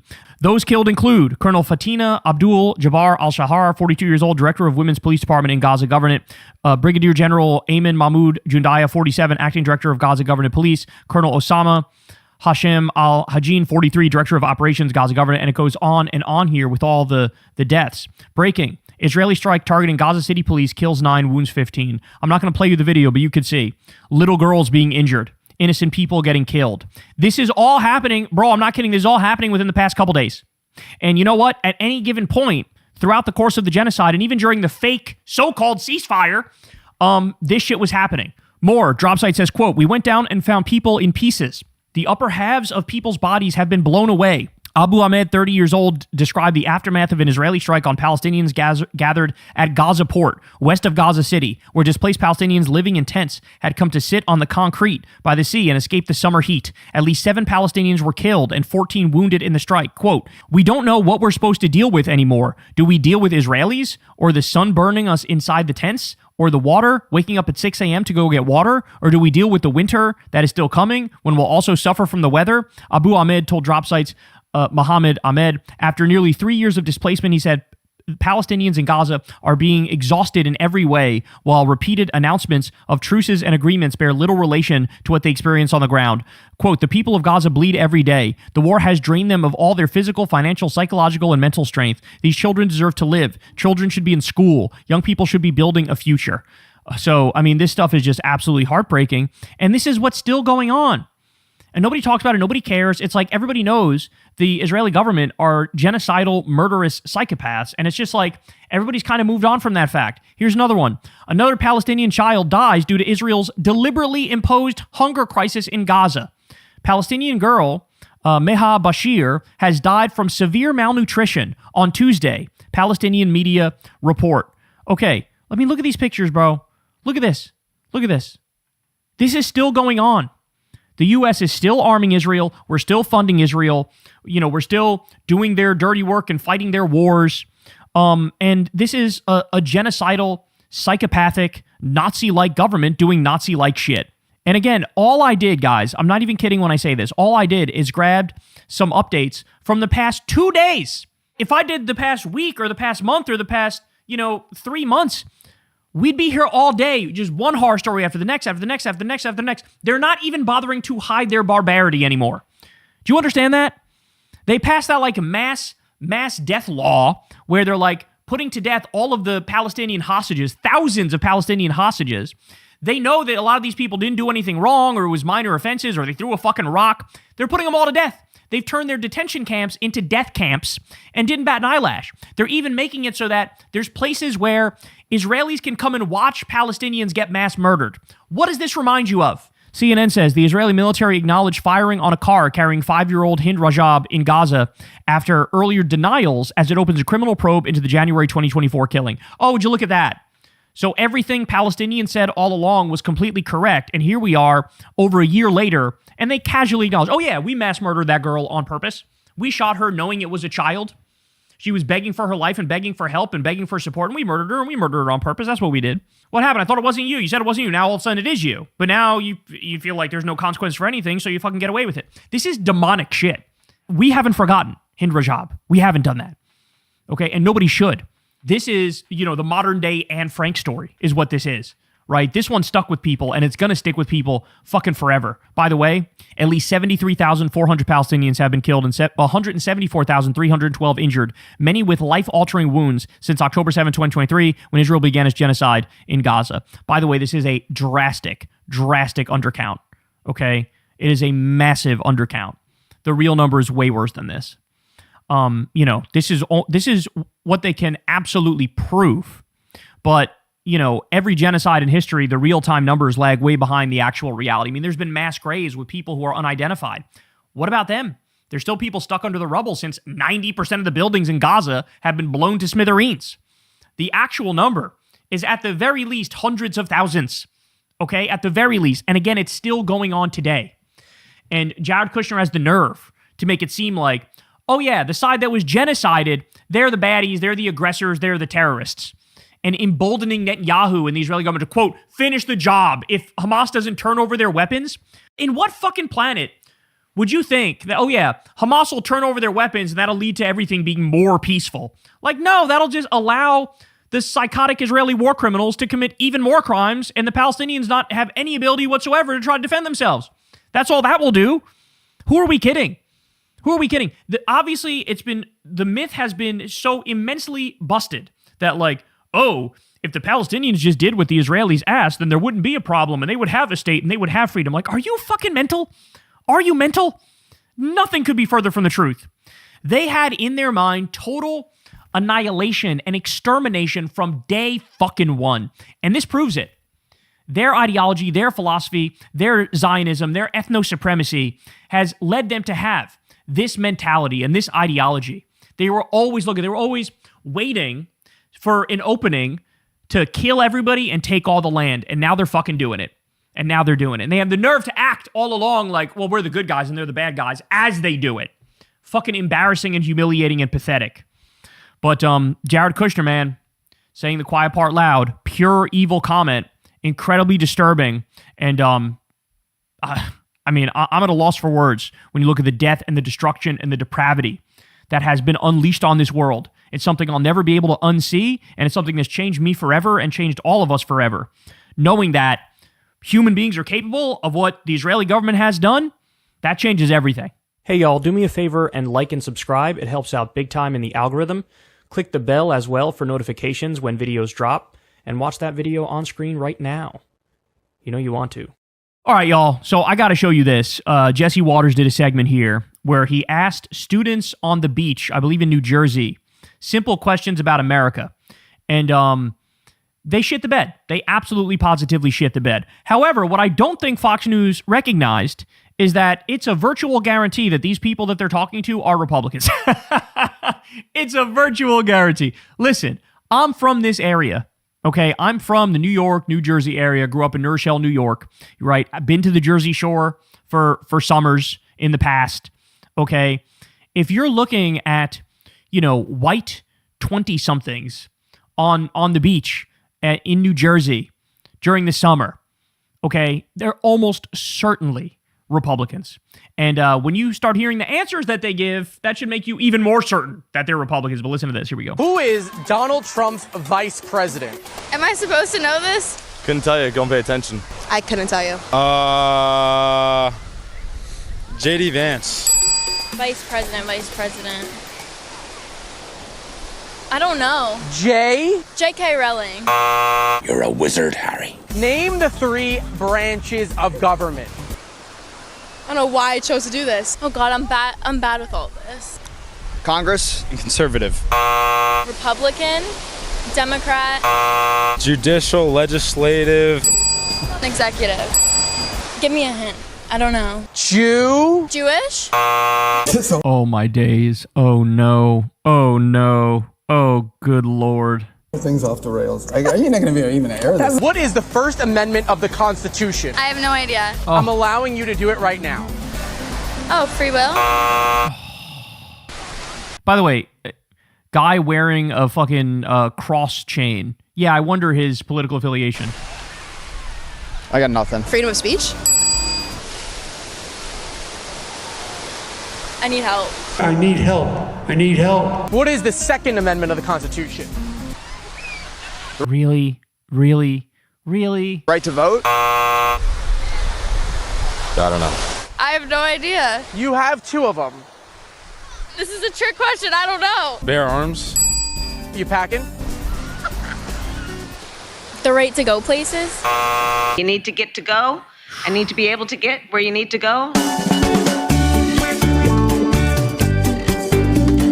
How many Supreme Court justices are there? 20. 101. Lower. 55. 13. By the way, how many of them have? So many of them have like a cross on their neck.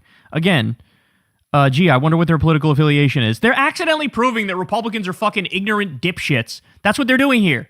101. Lower. 55. 13. 7. Higher. 8. 9. Name a justice. What do you mean? Amy Winehouse. This is on purpose, isn't it? I feel like it's on purpose. I feel like we've all been dumbed down on purpose because what the capitalists want is for you to be an obedient worker. That's it.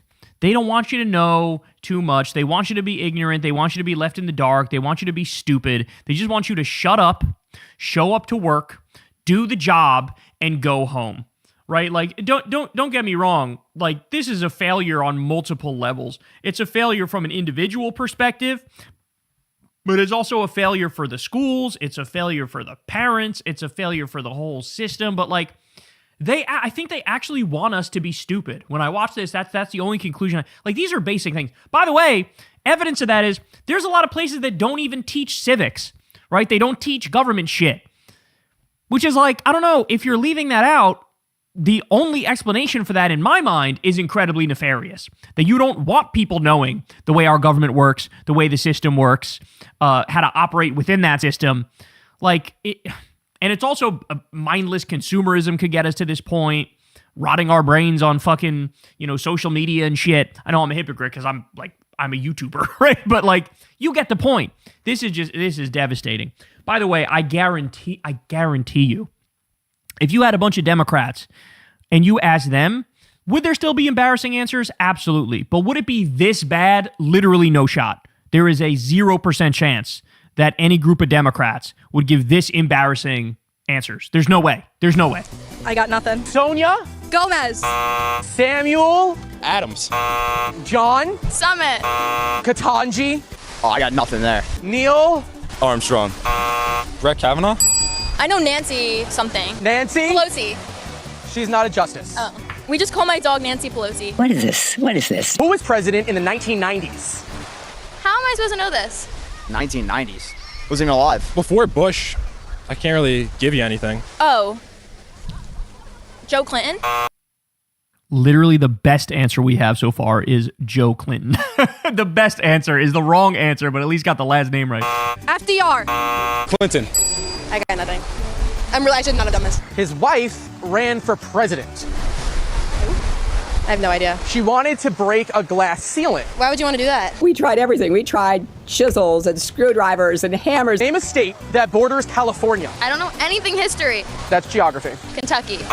Florida. Oregon. Did somebody just say Florida borders California? Did I just hear? California. I don't know anything history. That's geography. Kentucky. Florida. If you think Florida borders California, you may have had a lobotomy, right? You may. And by the way, I'm not going to suck myself off like I'm amazing at geography. I'm not. But I feel like everybody knows that Florida doesn't border California. All right, I've made my mind up. It should be mandatory that you have to watch my channel.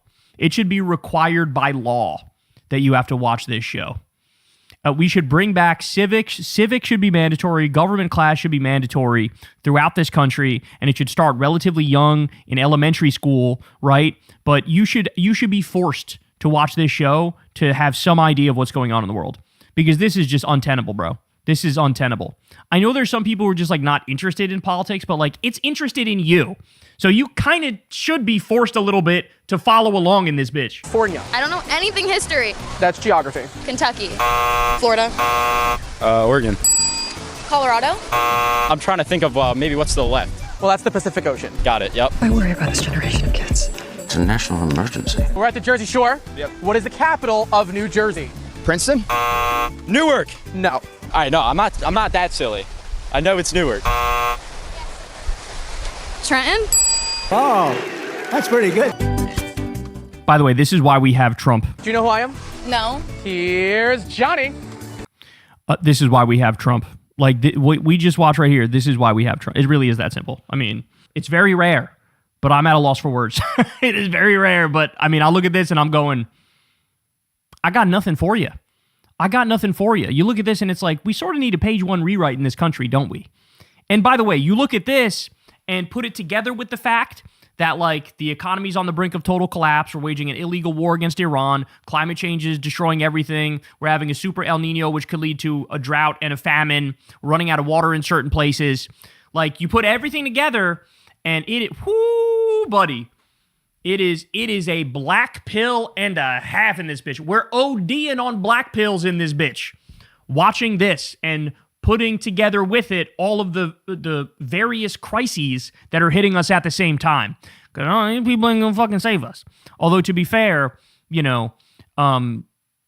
are the Republican young people, and they're also I don't want to disparage these particular individuals, but polling shows young Republicans are just Nazis. They just are, right? And the future is either democratic socialism or Nazism.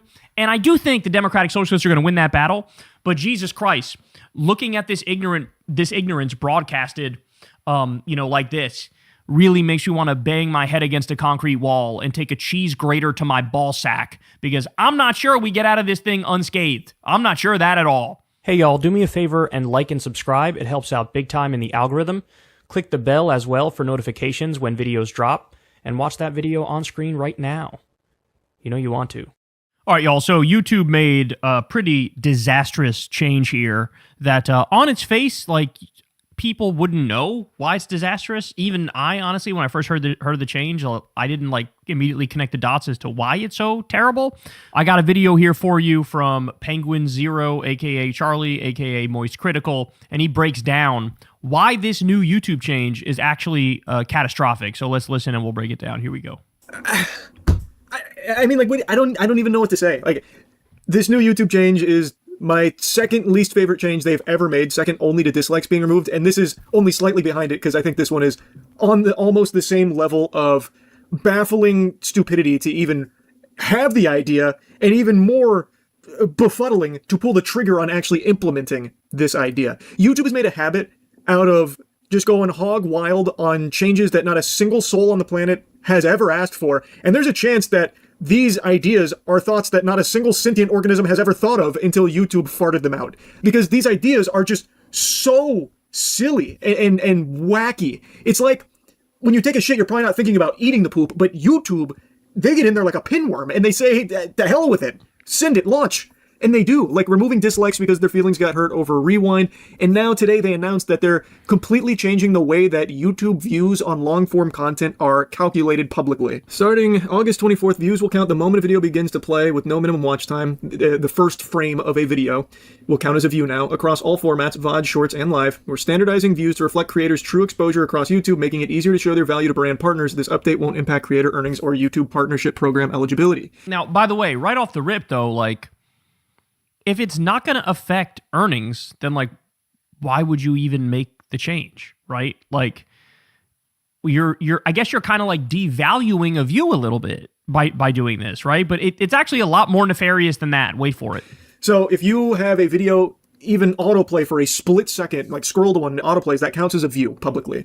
Now, they do mention that they still have engaged viewer metrics, which is kind of the old way of calculating it, where you need a viewer to stick around for, it was about like 30 seconds on long form content, which is like an actual view and something that's been standard on the platform for ages. Now they're going the way of shorts calculation, which is even if you like fall asleep and it just starts doom scrolling, every single thing that it hits is going to count as a view there, just ding as an impression, which is completely useless. This change is going to explode YouTube views, obviously, but it's not real. It's just a vapid fake number. It's just phony baloney nonsense, really.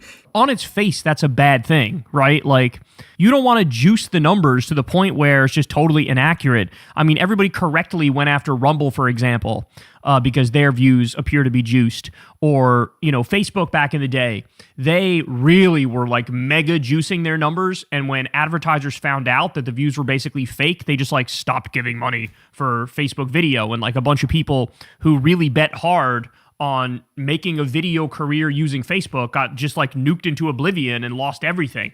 And so like there's serious consequences associated with it. And it's literally like a fake change. They're making stuff more fake now.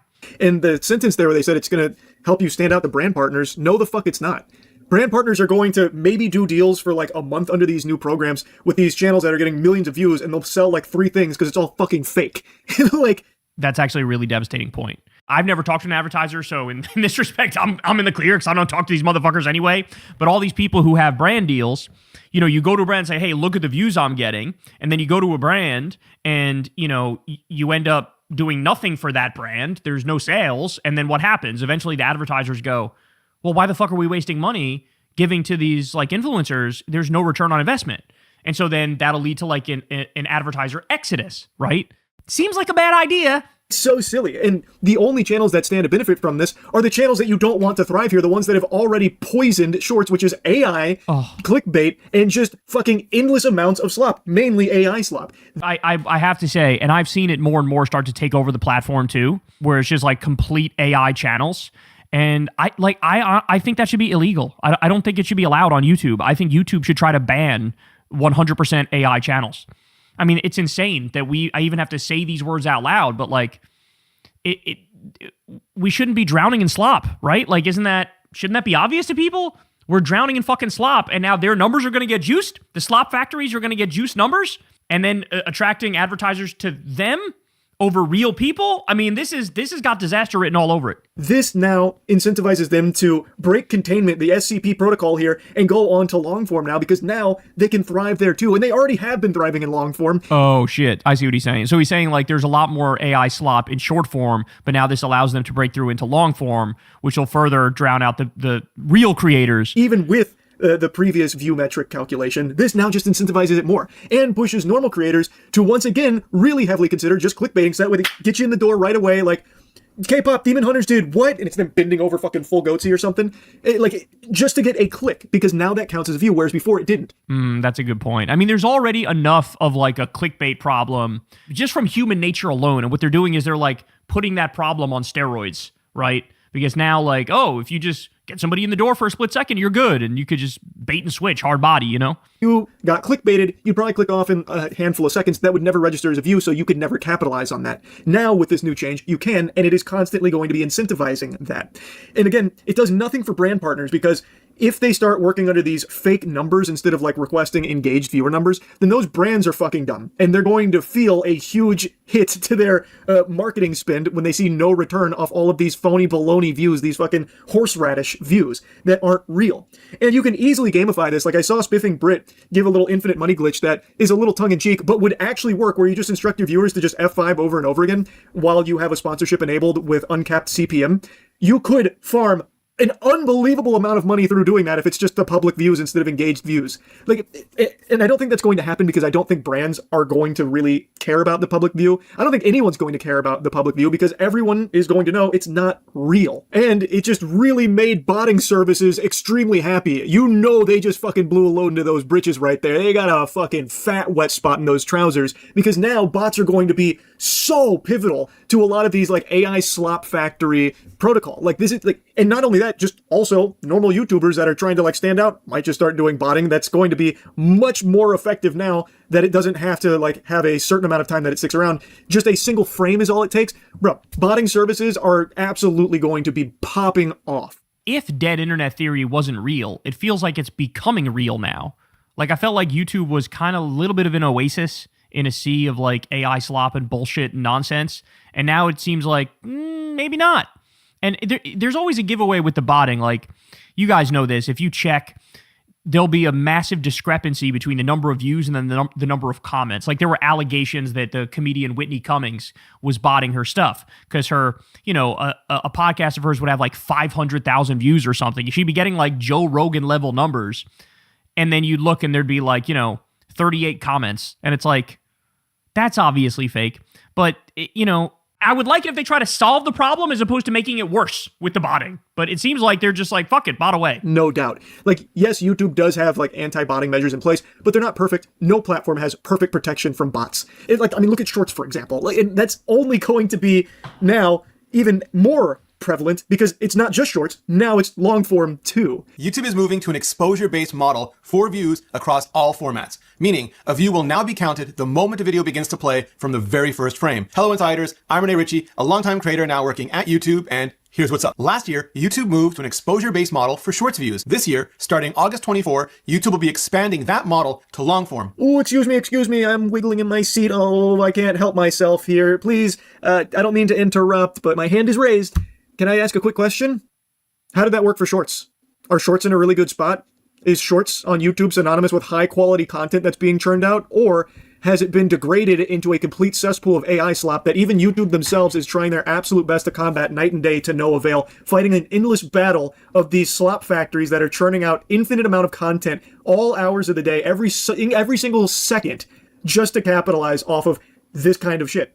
I mean, he's right. I'm also, I'll go a step further. I'm also just like kind of anti the really short videos anyway, because I keep seeing now articles and research and stuff where they say it absolutely nukes your ability to like have discipline and self-control and restraint and your attention span. Like, it just gets obliterated by sitting there and just scrolling mindlessly through, like, whether it's TikTok videos or YouTube short videos. And like, I do see a difference. Like, I pretty much never watch them. Maybe once in a blue moon, I'll watch like one or two, but I never like sit there and go through it. But there's like a generational thing where I see with the younger kids, They'll only do those. And you realize, like, hold on, do you not have the attention span to sit through like a 15-minute video? Because that's actually kind of devastating. Like, it's kind of like dumbing down the population on purpose, right? So I'm like against those, those things anyway. But what he's describing is they're botted to the high heavens. And that shit is fake as fuck. And now that's going to make the crossover into the long form as well. I don't really think you should be taking lessons from the way Shorts is functioning right now for long form. Because while it's all AI, it's like a lot of AI shit. Long form obviously has its problems with the same thing, AI slop and those content farms. I've yapped about it quite a bit. It's not nearly to the level of degeneracy that's on Shorts. But this is making a push towards it. Why?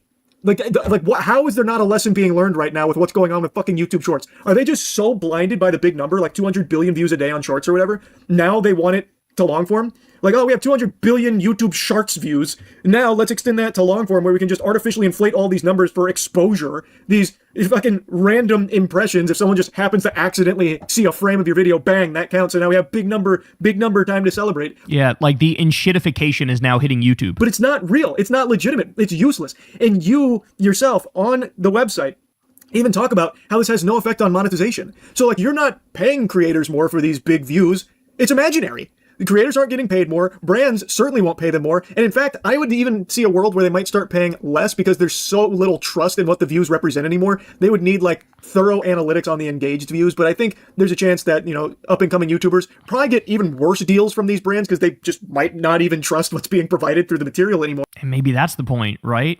Maybe that's the point. Shortchange people more. And you guys know that I think they made the standards harder to even monetize your YouTube channel in the first place now. When I got monetized, I think it was like you need to have like 1,000 subscribers or, a certain number of watch hours, but they've since made it way stricter and like the standards way higher. And like that's fucked up. The whole point of YouTube was that it's YouTube. Like anybody can make one.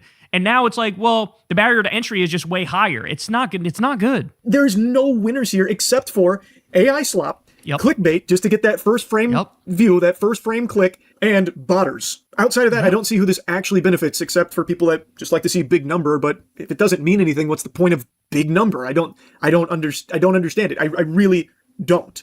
It just opens the door to just exploitation and just a further degradation of the content that gets posted onto YouTube. Once again, trending more towards AI slop and that kind of filth. And that's terrible, bro. Like, I really think they should ban the 100% AI stuff. I really think. I mean, is that even controversial to say? I feel like that shouldn't even be controversial. And like I said, it's not doing anything to help normal people that are trying to like make it on YouTube because none of these new view calculations are going to matter to making it into the partnership program, which they just doubled the requirements for. Doubled it. So you still need to hit the engaged views and like the qualified watch hours, which these do not count towards. So it's completely vapid useless. He's right. He's totally right. And this video goes on. You guys can watch the rest of it if you want. But then I also wanted to show you this. So Andrew Kaczynski says, all search has been ruined. Google date search hasn't worked in a decade. Facebook search doesn't work. YouTube removed sort by, updated, and search strings. And, I noticed that too. YouTube, I noticed recently, they had a decent search thing until like relatively recently. And now when I want to look for a specific video of mine, I type in secular talk and a word that's like definitely in the title, and it just doesn't come up with the video. And I'm like, this is ridiculous. I have to go to the back end of my own YouTube channel, which obviously you guys don't have access to if you're looking for a specific video of mine, and type in the back end of my YouTube channel, the word that I know is in the title, and then it will come up. But like, you can't access a lot of the videos just publicly. They've made it worse. And then as Austerity is Theft says here, they want a brick search to force dependency and increased adoption of their AI tools. So again, all for AI slop, all in shitification. So he also says, and in that sense, AI search bots have raised the floor for people who had no basic competency with searching for information, while it's also now crippling information gathering for those who are competent. Just the enshitification of everything continues, man, and it's disturbing. It's upsetting. It's horrific. Terrible, terrible decisions. YouTube should definitely not do this. And they've also, by the way, while we're having the conversation, they should change back the standards to what they were before to get any ad revenue on YouTube, to get an AdSense account.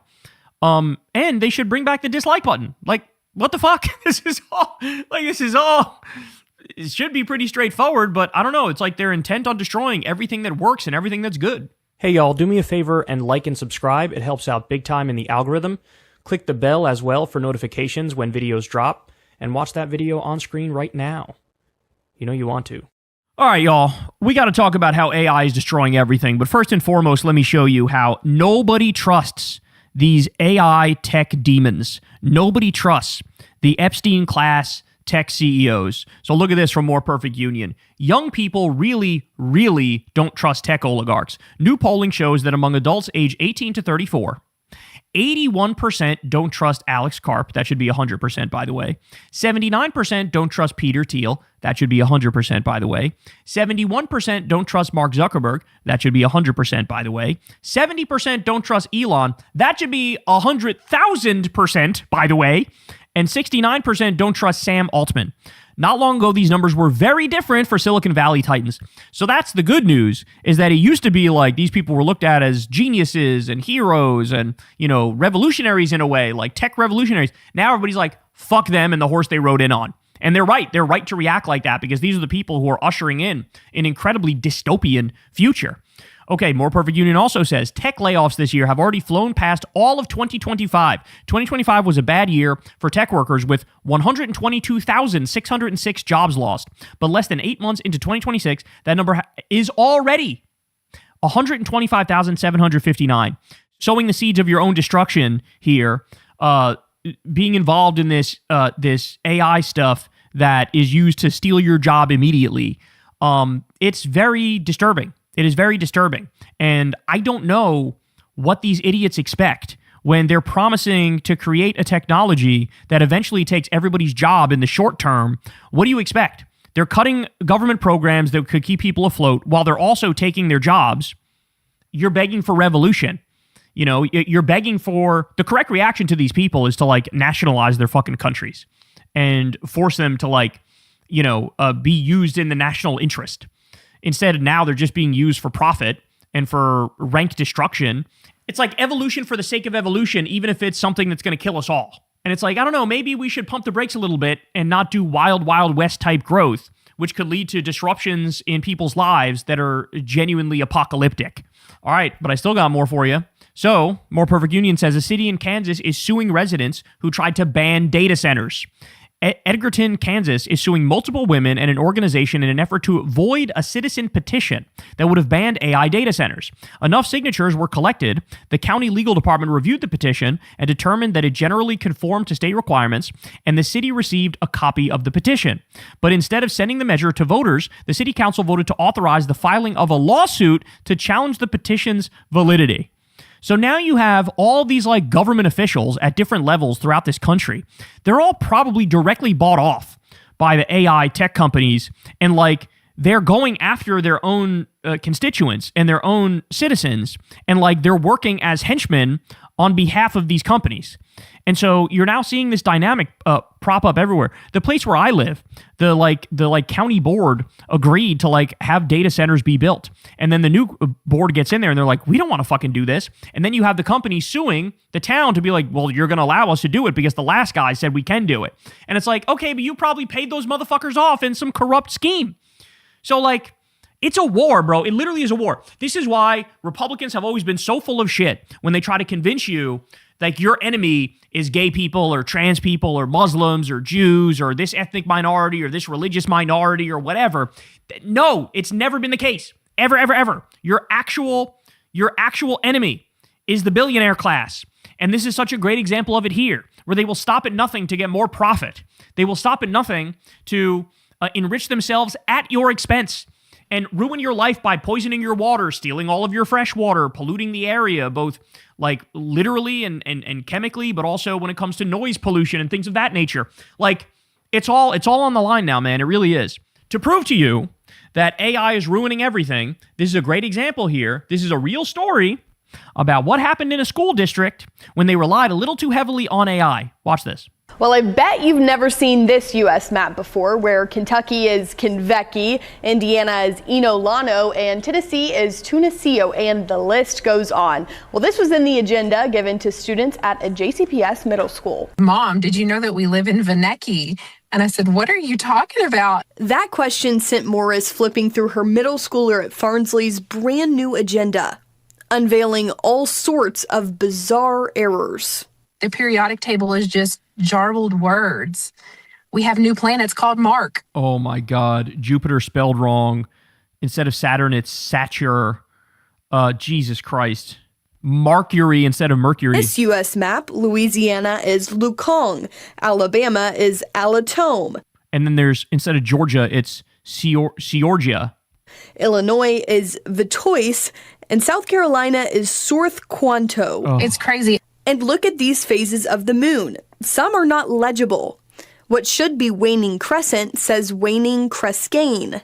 And the periodic table, where the names under the elements are gibberish. Oh, we have to pay a $10 instructional fee every year in order to get this agenda. So you're making us pay for something that you used AI for. I'm sorry. We need a full moratorium on AI development because this is crazy. First of all, they're literally trying to take everybody's jobs, but also we still don't talk enough about hallucinations and like how AI oftentimes just makes shit up brazenly, randomly, right? And now it's like people are renting out their brains and going, I'm committing to not thinking anymore. I'm committing to not actually, doing any attention to detail anymore. And the end result is this. You have school districts relying on AI for shit like this, and then you look at it and it's like a horror show. Nah, man. Nah, this has got to stop. This has got to stop. It's like humans are rushing to try to not use their brains anymore and get dumber. And AI is almost like trying to send us a message like, don't fucking rely on us. Don't do it. We're going to fuck your shit up. I mean, we've covered the stories of lawyers who like used AI for something they submitted to the court. And then like cases were literally made up and it was totally fake. And it's like, what? How is this okay? People have been disbarred as a result of that shit. I'm sorry. We need a total moratorium on any AI advancement. We got to stop building these data centers. Like this is ridiculous. Think about what we're doing to ourselves as a species at this point, right? Like we're committing to a future where we are stupider and we're relying on a faulty machine. Like we're acting like it's literally God in a computer and giving all these powers over. I mean, it's just insane. It's just insane. And then also, Unusual Whale says, Goldman Sachs research reveals that AI is eliminating approximately 16,000 U.S. jobs monthly. And at the pace we're going, how long until that's like, 100,000 jobs monthly, 400,000 jobs monthly. Like, look at this pace that we're on. And for what? For what? Shouldn't society be there to like try to meet the needs of the people? Isn't that the point of having a civilized society and having a functioning government and a good economic system? Isn't it like to meet the needs of the people and make everybody happy and fulfilled and have meaning and purpose? And what we're doing now is a race to the bottom. It is literally the opposite of that. How do we take everybody's jobs, dumb ourselves down, rent out our brains, like give the top 1% literally everything as the bottom 99% have fucking crumbs? I mean, this is ridiculous. This is absolutely ridiculous. It's time for people to wake up, bro. AI is ruining everything, and I think it's only going to get worse with time, and we're going to find out.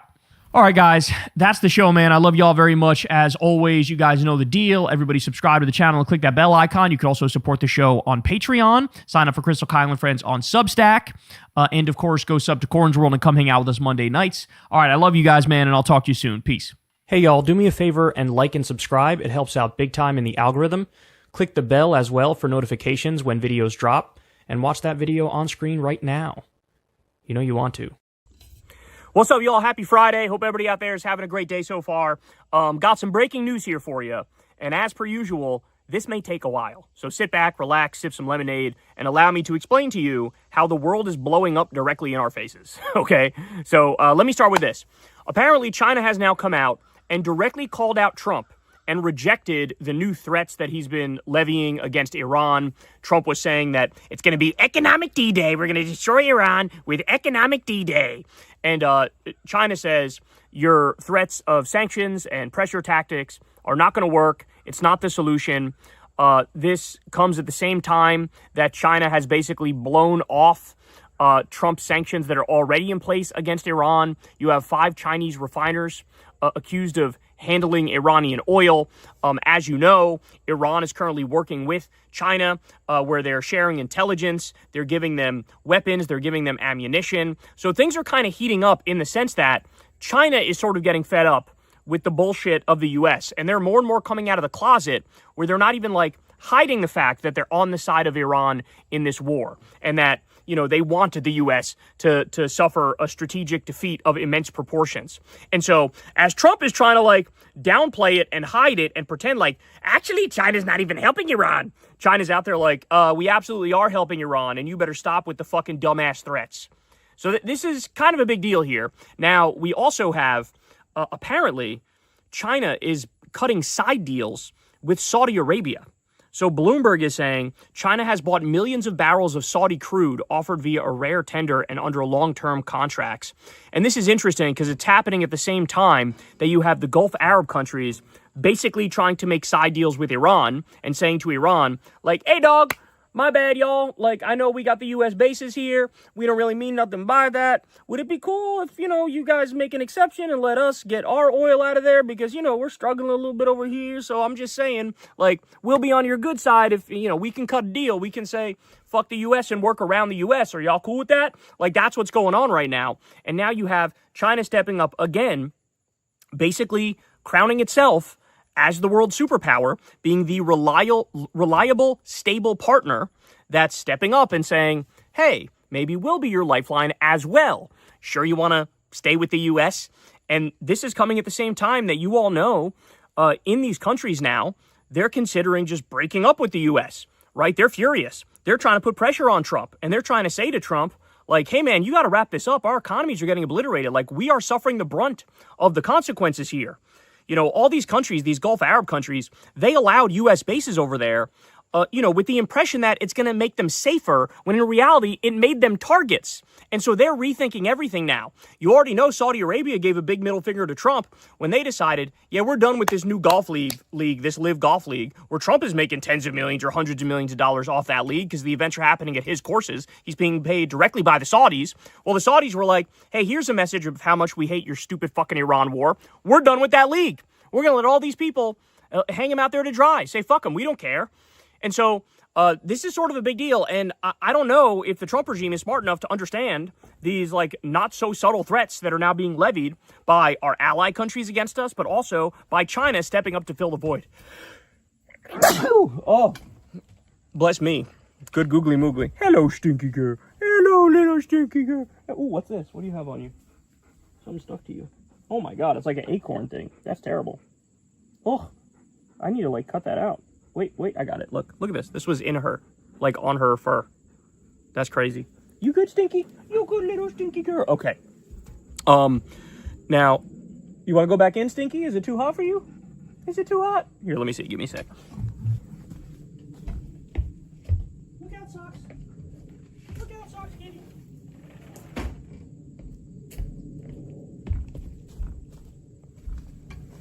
Okay. She did want to go back in. So the other thing people are pointing out now, and this is really like a sign of the times here, is that there was this massive Chinese businessman, this guy who was like literally the richest man in China for a while. I'm going to butcher his name, but it's like Zhu Jiayin. Well, anyway, this guy was the founder of China Evergrande Group, and he was this big real estate mogul, okay? Well, he was just sentenced in court to prison, and he was convicted of fundraising fraud, illegal deposit taking, securities fraud, and embezzlement. So stop and think about this. The former richest man in China is now going to prison. Now, could you imagine a scenario in this country? I wish, by the way. I'm gonna get bricked up thinking about this. Elon Musk's ass being hauled off to prison. Oh my days. Oh, that would feel so good witnessing that.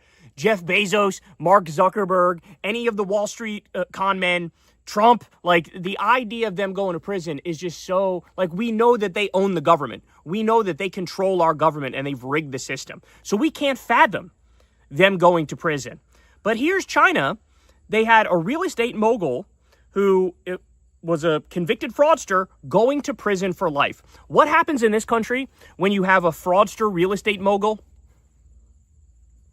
He's fucking president right now, y'all. He's fucking president. That shows the difference.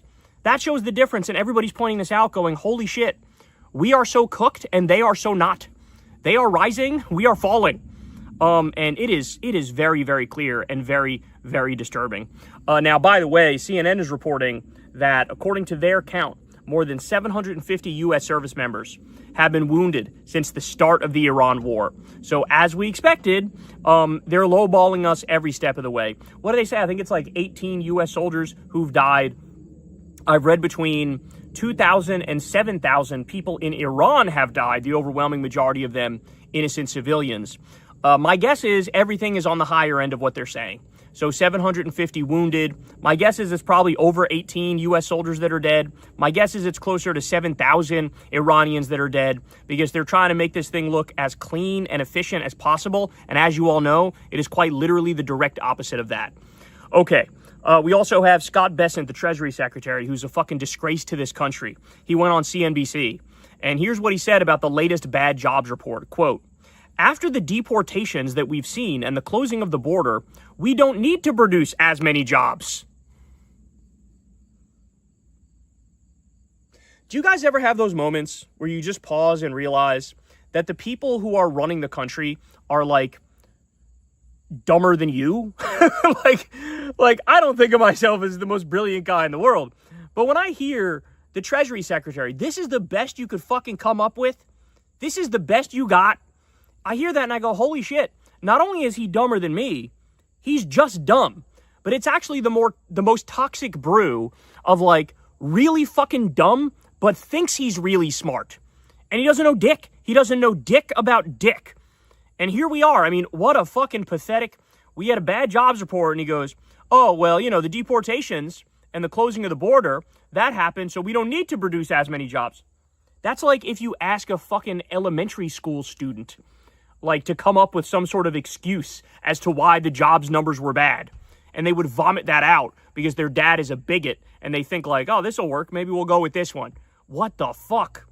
Now, also, he said the following, quote, "We've got a spike in oil prices today that I don't really understand."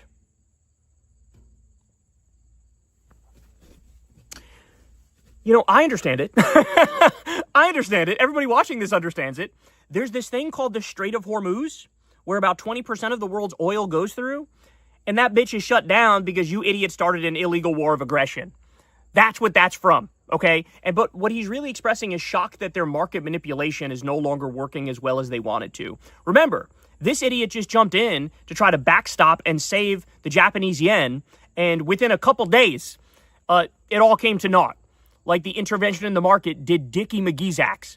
And so they're struggling, bro. They are struggling, and they're trying to stave off this massive disaster and this absolute collapse, okay? Our bond market is barbecue chicken right now. This is rough. This is rough.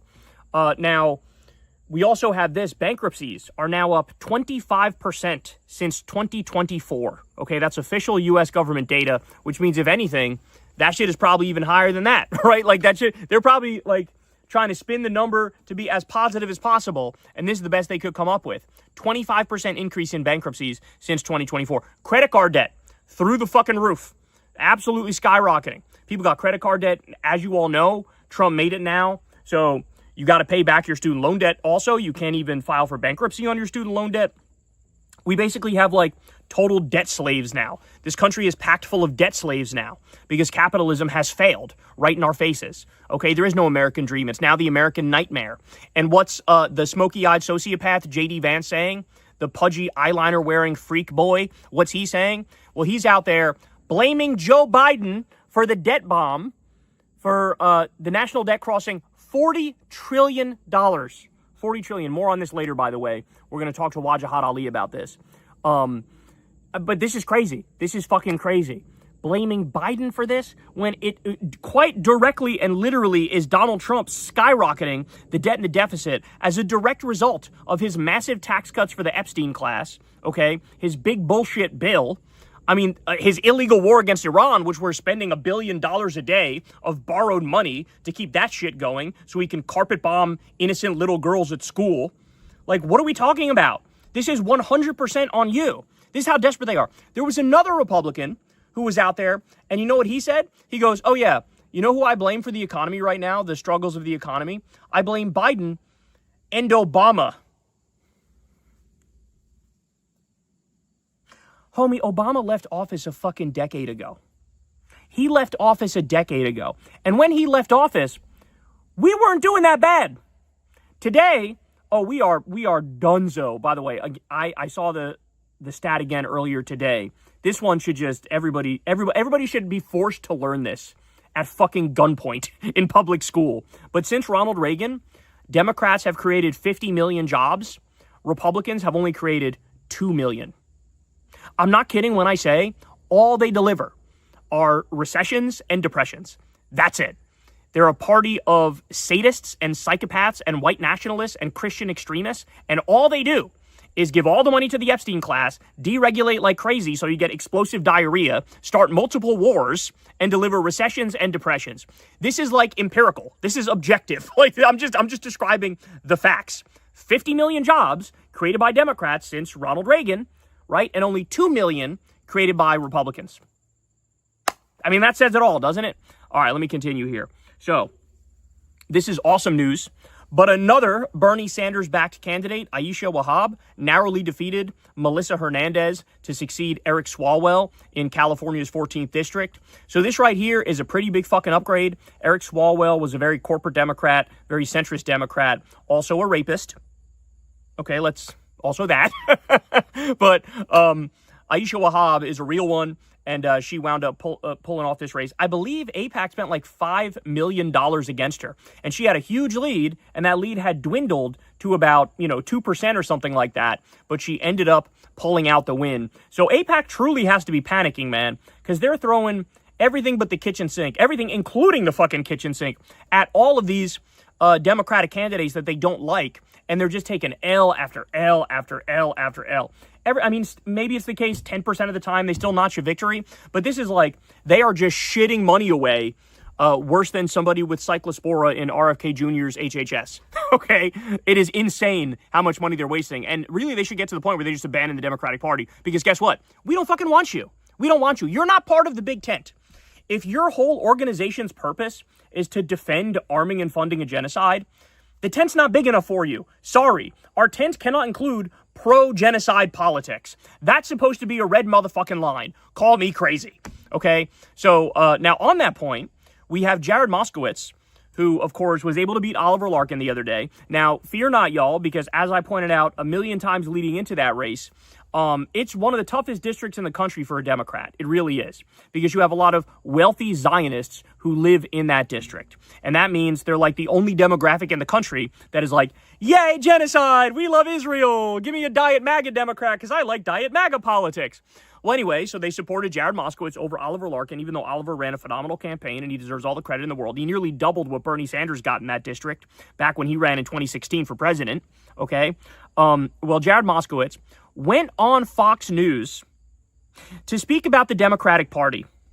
And he went on there to shit on the DSA, to shit on Hassan Piker, and he said, quote, Hassan would want nothing to do with me. I want nothing to do with Hassan. I think the Democratic leadership needs to speak out against the DSA agenda because we're in the general election now, and this is not what general election voters want. Well, let me ask you this, Jared Moskowitz. Do general election voters, do Democratic voters want you to go run and suck up to far-right MAGA fascist state regime media? Is that what they want? They want you to go on with the enemy and tickle their taint and gargle their ball sack live for the world to see? Is that what they want? They want you to run into the loving arms of the enemy? Is that what they want? This is the same shit as fucking Stephen A. Smith complaining about getting a thumbs down award from the National Association for Black Journalists. And then what does he do in response to that? He runs to Sean Hannity to complain about black journalists. Like, literally proving the point as to why you got the award in the first place, you fucking idiot. Like, I'm gonna run right to the enemy, right to the white Republican, far-right, racist asshole to be like, yeah, these fucking black people, know what I'm saying? Like, Stephen A., you're doing it right now. You're doing it right now. Jared Moskowitz, you're doing it right now. Because what's the bottom line? What's the takeaway from this? It's not Hassan motherfucking Piker running to right-wing media to coddle their nuts, okay, and tickle their taint and tell them they're special and powder their bottom. No, it's you, Jared Moskowitz. So when you say the party's not big enough for both of us, for him and Hassan, I agree it's not. And you can get the fuck out.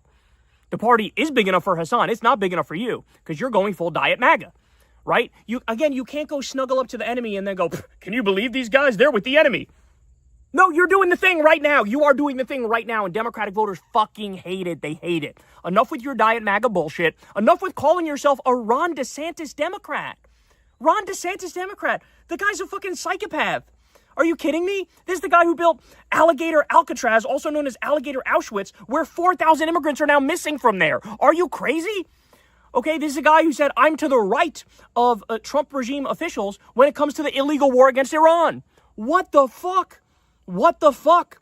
Nah, man, you gotta chill. So what he thinks he's doing, I'm gonna do some brave truth-telling. No, what you're doing is you're doing the old two-step turncoat bullshit. This is the Jimmy Dore move. This is the Dave Rubin move. This is the why I left the left move. Like, that's what you're doing. You might not realize it about yourself, but that's what you're fucking doing. So, hold your fucking L and sit there and shut the fuck up. I mean, can you imagine? Oliver Larkin gets 40% of the vote in the Democratic primary, and now you go on a tour to suck up to the right and put your middle finger up to people who you need to vote for you in a general election. Are you fucking kidding me? Oh my days. This is not what Angie Nixon is doing.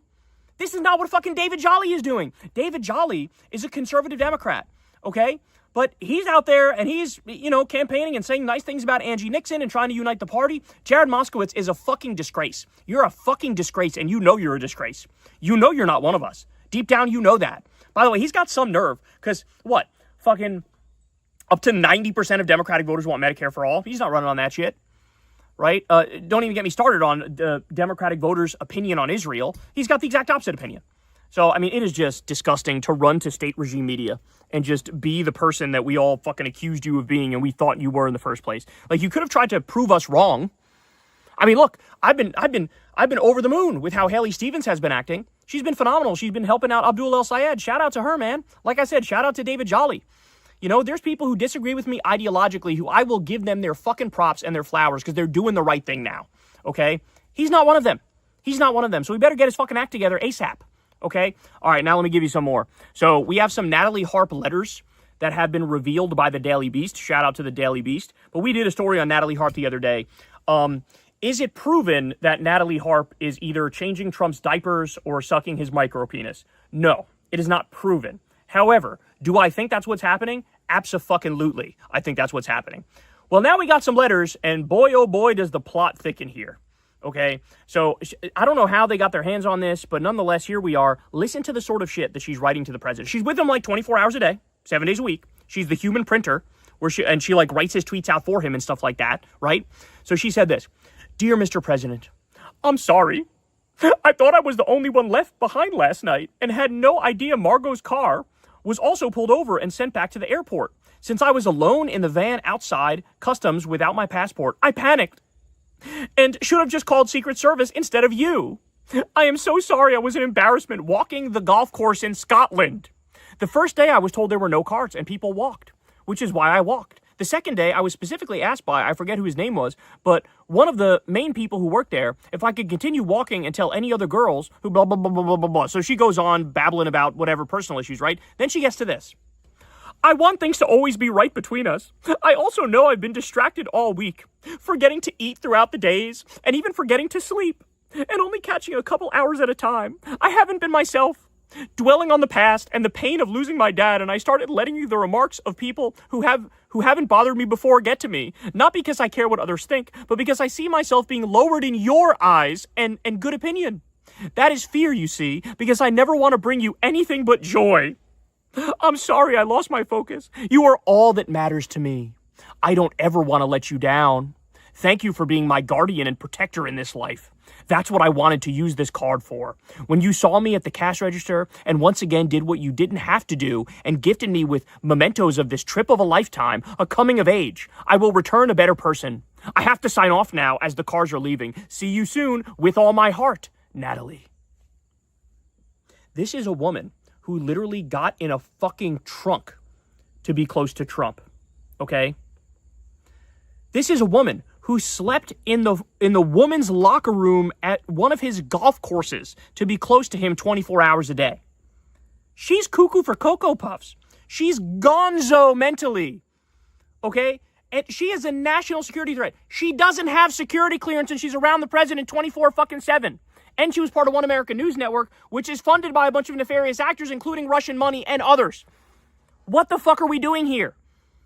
And by the way, this is what happens when you have a president who only cares about self-aggrandizement. He only cares about loyalists and sycophants. He only wants yes men and yes women around him. And he only wants people who are going to slob on that tiny mushroom cock knob. Can we be serious? Oh, I'm sure nothing went down between these two. Are you fucking kidding me? Are you kidding me?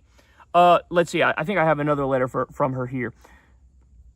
Oh my God. Like, it's also, anytime I see her say anything, I think of that, like, that post that's like, I ain't reading all that, but I'm happy for you though. We're sorry that happened. Anytime I see a NATALIE HARP letter, I'm like, Jesus Christ, bitch, like, wrap it up. What is wrong with you?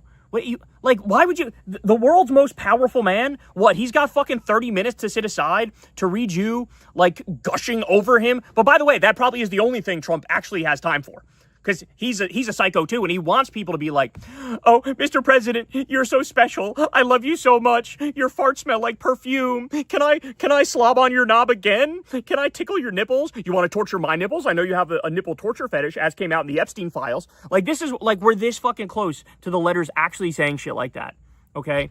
So anyway, she does, oh my God. I have learned so much about myself on this trip. I always knew coming home to my roots would be enlightening, but I had no idea how much. For the first time in I don't know how long, you forced me to unplug. We could be out on the course with no machines and even forget what time it was. I didn't have to be human printer. I could take time to enjoy good conversation and still get all my work done at the end of the day. In fact, I even had time to take long morning and evening walks to enjoy each sunrise and sunset, though I did forget to eat and sleep. With so much thinking time, I confess it did have a slightly negative effect at times that I know you picked up on, but the end result, I believe, will be worth it. I had no idea how rapidly I was approaching burnout and starting to envy those whose only job seems to be to talk with you and look pretty. I want that job. So many times I'm just trying to stay afloat with all that's coming in for you. I look like a hunchback who didn't have time to freshen up. At least you know what I should look like. Plus, I miss the days when you used to call during my talk show days and we talk about everything and nothing. I want to get back to that synergy. We shouldn't have to talk about work all the time. I've always felt like an in-betweener, somewhere between staff and those you enjoy talking to on the plane or at dinner, because that's who I used to be to you when I was a talk show host, as much as I hated that actual job. I wish I could hear every conversation, because that's when you're having a good time, getting away from it all, at least for a few moments. But after going through all this self-analysis, my conclusion, I need to reunite my past self with my current into a better version who will make you proud. And please, when I fail, will you tell me? You have the absolute right to cuss me out, if need be, when I deserve it, because no one knows or cares about me more. Thank you for always being there for me. I'll never forget when you made me that promise. When you made that promise to me after losing my dad, and I know how happy he is right now that I did get to go to Scotland and Ireland, and he always wanted, it's what he always wanted for me, to modify a classic, quote, I could not have parted with you to anyone less worthy, and I will add, it is I who is unworthy. NATALIE. P.S. My hands look worse in Scotland and Ireland because the cold turns the old scars purple. Still on the road to recovery.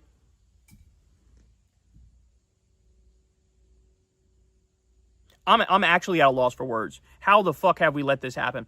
We found the new knee pads, y'all. We found the new knee pads. Y'all know who knee pads is? Knee pads is a woman by the name of Madeleine Westerhout, who Sloppy Steve Bannon and Jeffrey Epstein were having email exchanges in Trump's first term about how her nickname is knee pads, and Trump stayed behind during the holidays in 2018 and didn't go to Mar-a-Lago specifically to be alone with Madeleine Westerhout. Knee pads. And now we got another one. We got another one. And by the way, you know it's real because they're flipping out. They're losing it, they're flipping out, and they're doing the thou dost protest too much shit. So Ossoff mentioned NATALIE HARP, and it was a stage 5 meltdown ever since then. So they literally, bust in Melania, who's been nowhere near Trump for however many years now. They bust in Melania, and she gave a speech. When was the last time she gave a speech? Remember the last time she gave a speech? She came out of nowhere with, this was during the beginning of the illegal war against Iran. She does a press conference, and she goes, I need to put a stop to the talk about Jeffrey Epstein and me. I don't touch a Jeffrey Epstein penis. I don't even like a Jeffrey Epstein penis. And you need to know that I will sue people who say that I like a Jeffrey Epstein penis or that I'm a prostitute. And so she came out and did that. This is like that was the last we heard of her. Now the new thing is she goes out there and goes, good afternoon. I heard you miss me. I am here. Oh my God. Oh my God, bro. They brought Melania. They also did a photo shoot with like a photo op with her and Trump walking around like, look at the loving married couple. They really love each other and spend a lot of time together. Natalie Harp is not sucking on his micro penis. We swear. Look at this. Natalie Harp isn't changing his disgusting diaper. We swear. Look at this. Oh my God. Now, in the midst of all this madness, Trump's approval rating is now, ready for this? Negative in 47 states. 47 states. 47.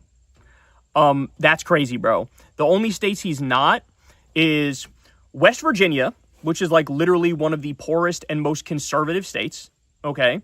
Wyoming, which has a population of negative 16. And Idaho, which is like literally a white supremacist haven where they've all run to like try to set up their whites only enclaves. I'm not kidding about this. Every other state, the fat, disgusting, pedophile, rapist, war criminal, terrorist, con man president is underwater. Oh my days. Oh my word.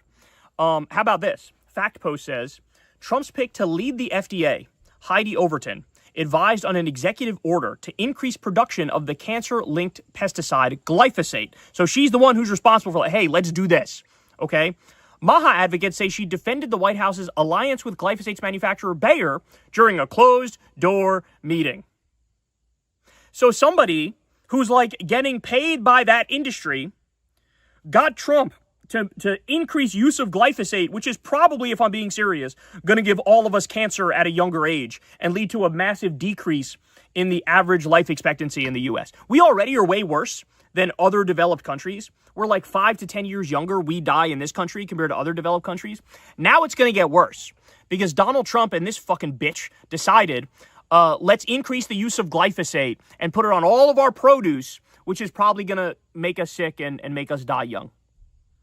I mean, it's like hell on earth when you read this shit. This Wild West approach we have in this country where we like let the big corporations in the Epstein class do whatever they want and we deal with the consequences later. Like, that's how you get stuff like, deregulation leading to all sorts of physical problems and mental problems and pollution problems and, now an increase in cancer as a result of Roundup and glyphosate being used everywhere. It's fucking disgusting. It's fucking disgusting. But this is what happens under Republicans. They let corrupt industry insiders make public policy. And that public policy is made to increase profits for the companies. It's not made for your benefit and my benefit. They don't believe in having a referee that checks corporate power and checks the Epstein class. They want to let them poison us and make money off it. Oh, it's fucking crazy. Oh, my days. All right. We also have this. The Daily Mail says, the blueberry recall that happened in the U.S. has now been upgraded to the FDA's highest risk level. And they say, and I quote, there's a reasonable probability of death. Well, that's great. That's awesome. That's really awesome. I love how, RFK Jr. is making America healthy again by bathing in sewage, cutting off raccoon dicks, and poisoning all of us, and leading to like 78 new recalls every single day. That's lovely and glorious. It really is. We also have the Trump administration is rounding up thousands of wild horses on public lands and selling them off to slaughterhouses abroad. That's how you know everything in the economy is going well, and that's how you know you have a very moral and ethical president is rounding up beautiful wild horses and selling them off to slaughterhouses abroad. By the way, you want to talk about Republicans being like abusers of animals? Ready for this?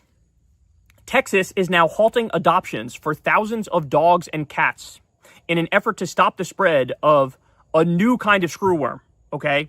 Thousands of animals are now at risk of being euthanized. Thousands of cats and dogs. We also have this, as I'm sure all of you have heard by now, but Midas News says the following. Ken Paxton helped bury the records on 400 tortured lab puppies. The current Republican nominee for the Senate helped cover up some of the most egregious cases of animal testing Texas has seen. 400 precious little puppies tortured. And Ken Paxton covered it up. Why even bother to have the election? Just give Tallarico the Senate seat. Like, what are we doing? You tortured puppies? You covered up a torture of puppies? You do know that Americans care more about their dogs than they do about other Americans, right? You do know that's one line that Americans will not let you cross. Americans might be, to my dismay, Americans might be yawning about the 183 innocent people who got mass murdered fishing in the Caribbean and the Pacific. Okay? But they will stop in their motherfucking tracks over 400 tortured puppies. And so add it to the list of the crimes of Ken Paxton. And like I said, Tallarico is going to fucking coast to victory if this is what's going down. We also have this story, which isn't getting nearly enough talk, y'all. Not nearly enough talk. But the Tennessee Holler is pointing out here that there's a predominantly black place in Indiana called Gary, Indiana. Okay? They've been without power for almost 2 weeks. 2 weeks. They've given the people who live there like a $150 voucher to go to the grocery store, but like it's only one particular grocery store and they're all out of food. And so you look at this and you go, this is supposed to be a fucking first world nation. And now we have a predominantly black town or city in Indiana that's without power for 2 weeks. And by the way, nobody's fucking talking about it. Again, covered it by the Tennessee Holler. Shout out to them. Also, Yahoo has an article about it. I mean, it might be the case now. Last time I checked was yesterday. It might be the case now that some outlets are finally getting around to covering it. But it took fucking more than 2 weeks for people to realize, oh shit, we have a whole area with a lot of black Americans that hasn't had power for 2 fucking weeks. That's not a thing. I lost power for that long once in my life. It was immediately after Hurricane Sandy. That shit is fucking next level, bro. That shit is next level. That shit will change you as a person. Okay? And it's some shit that casually happens now. And by the way, prepare, because this is the future that we're looking at. I'm starting to see articles that they're warning, oh yeah, because of the data centers and because of how much energy they use and because of climate change and because of, extreme temperatures and weather and stuff like that, we may have extended blackouts that last months, going into the future from now until the end of time. Like, we have fucked ourselves so thoroughly. We no longer, value human life. Value looking after people. Now it's let the Epstein class get away with whatever, help out the corporations, help out the wealthy, and screw everybody else. And here we are, a population in the U.S. without power for 2 weeks, and nobody's fucking talking about it. Nobody. And by the way, you bet your ass if this was a wealthy white town, oh, everybody would be talking about it. This shit would have been on the news after a day or two of not having power. We're talking 2 weeks. And people who live in Gary, Indiana are going, hello, and wakey, wakey, anybody want to talk about this? Anybody want to, make a big deal out of this? Anybody want to get their rear in gear and try to fix this shit? What the fuck is going on? It's crazy, bro. It is absolutely crazy. It's out of control. This country is collapsing right in front of us. Now, we also have this devastating story. The Navy is reportedly changing the name of the USS Doris Miller, an aircraft carrier that's dedicated to a black sailor for his heroism during Pearl Harbor. They're changing the name to the USS Donald Trump.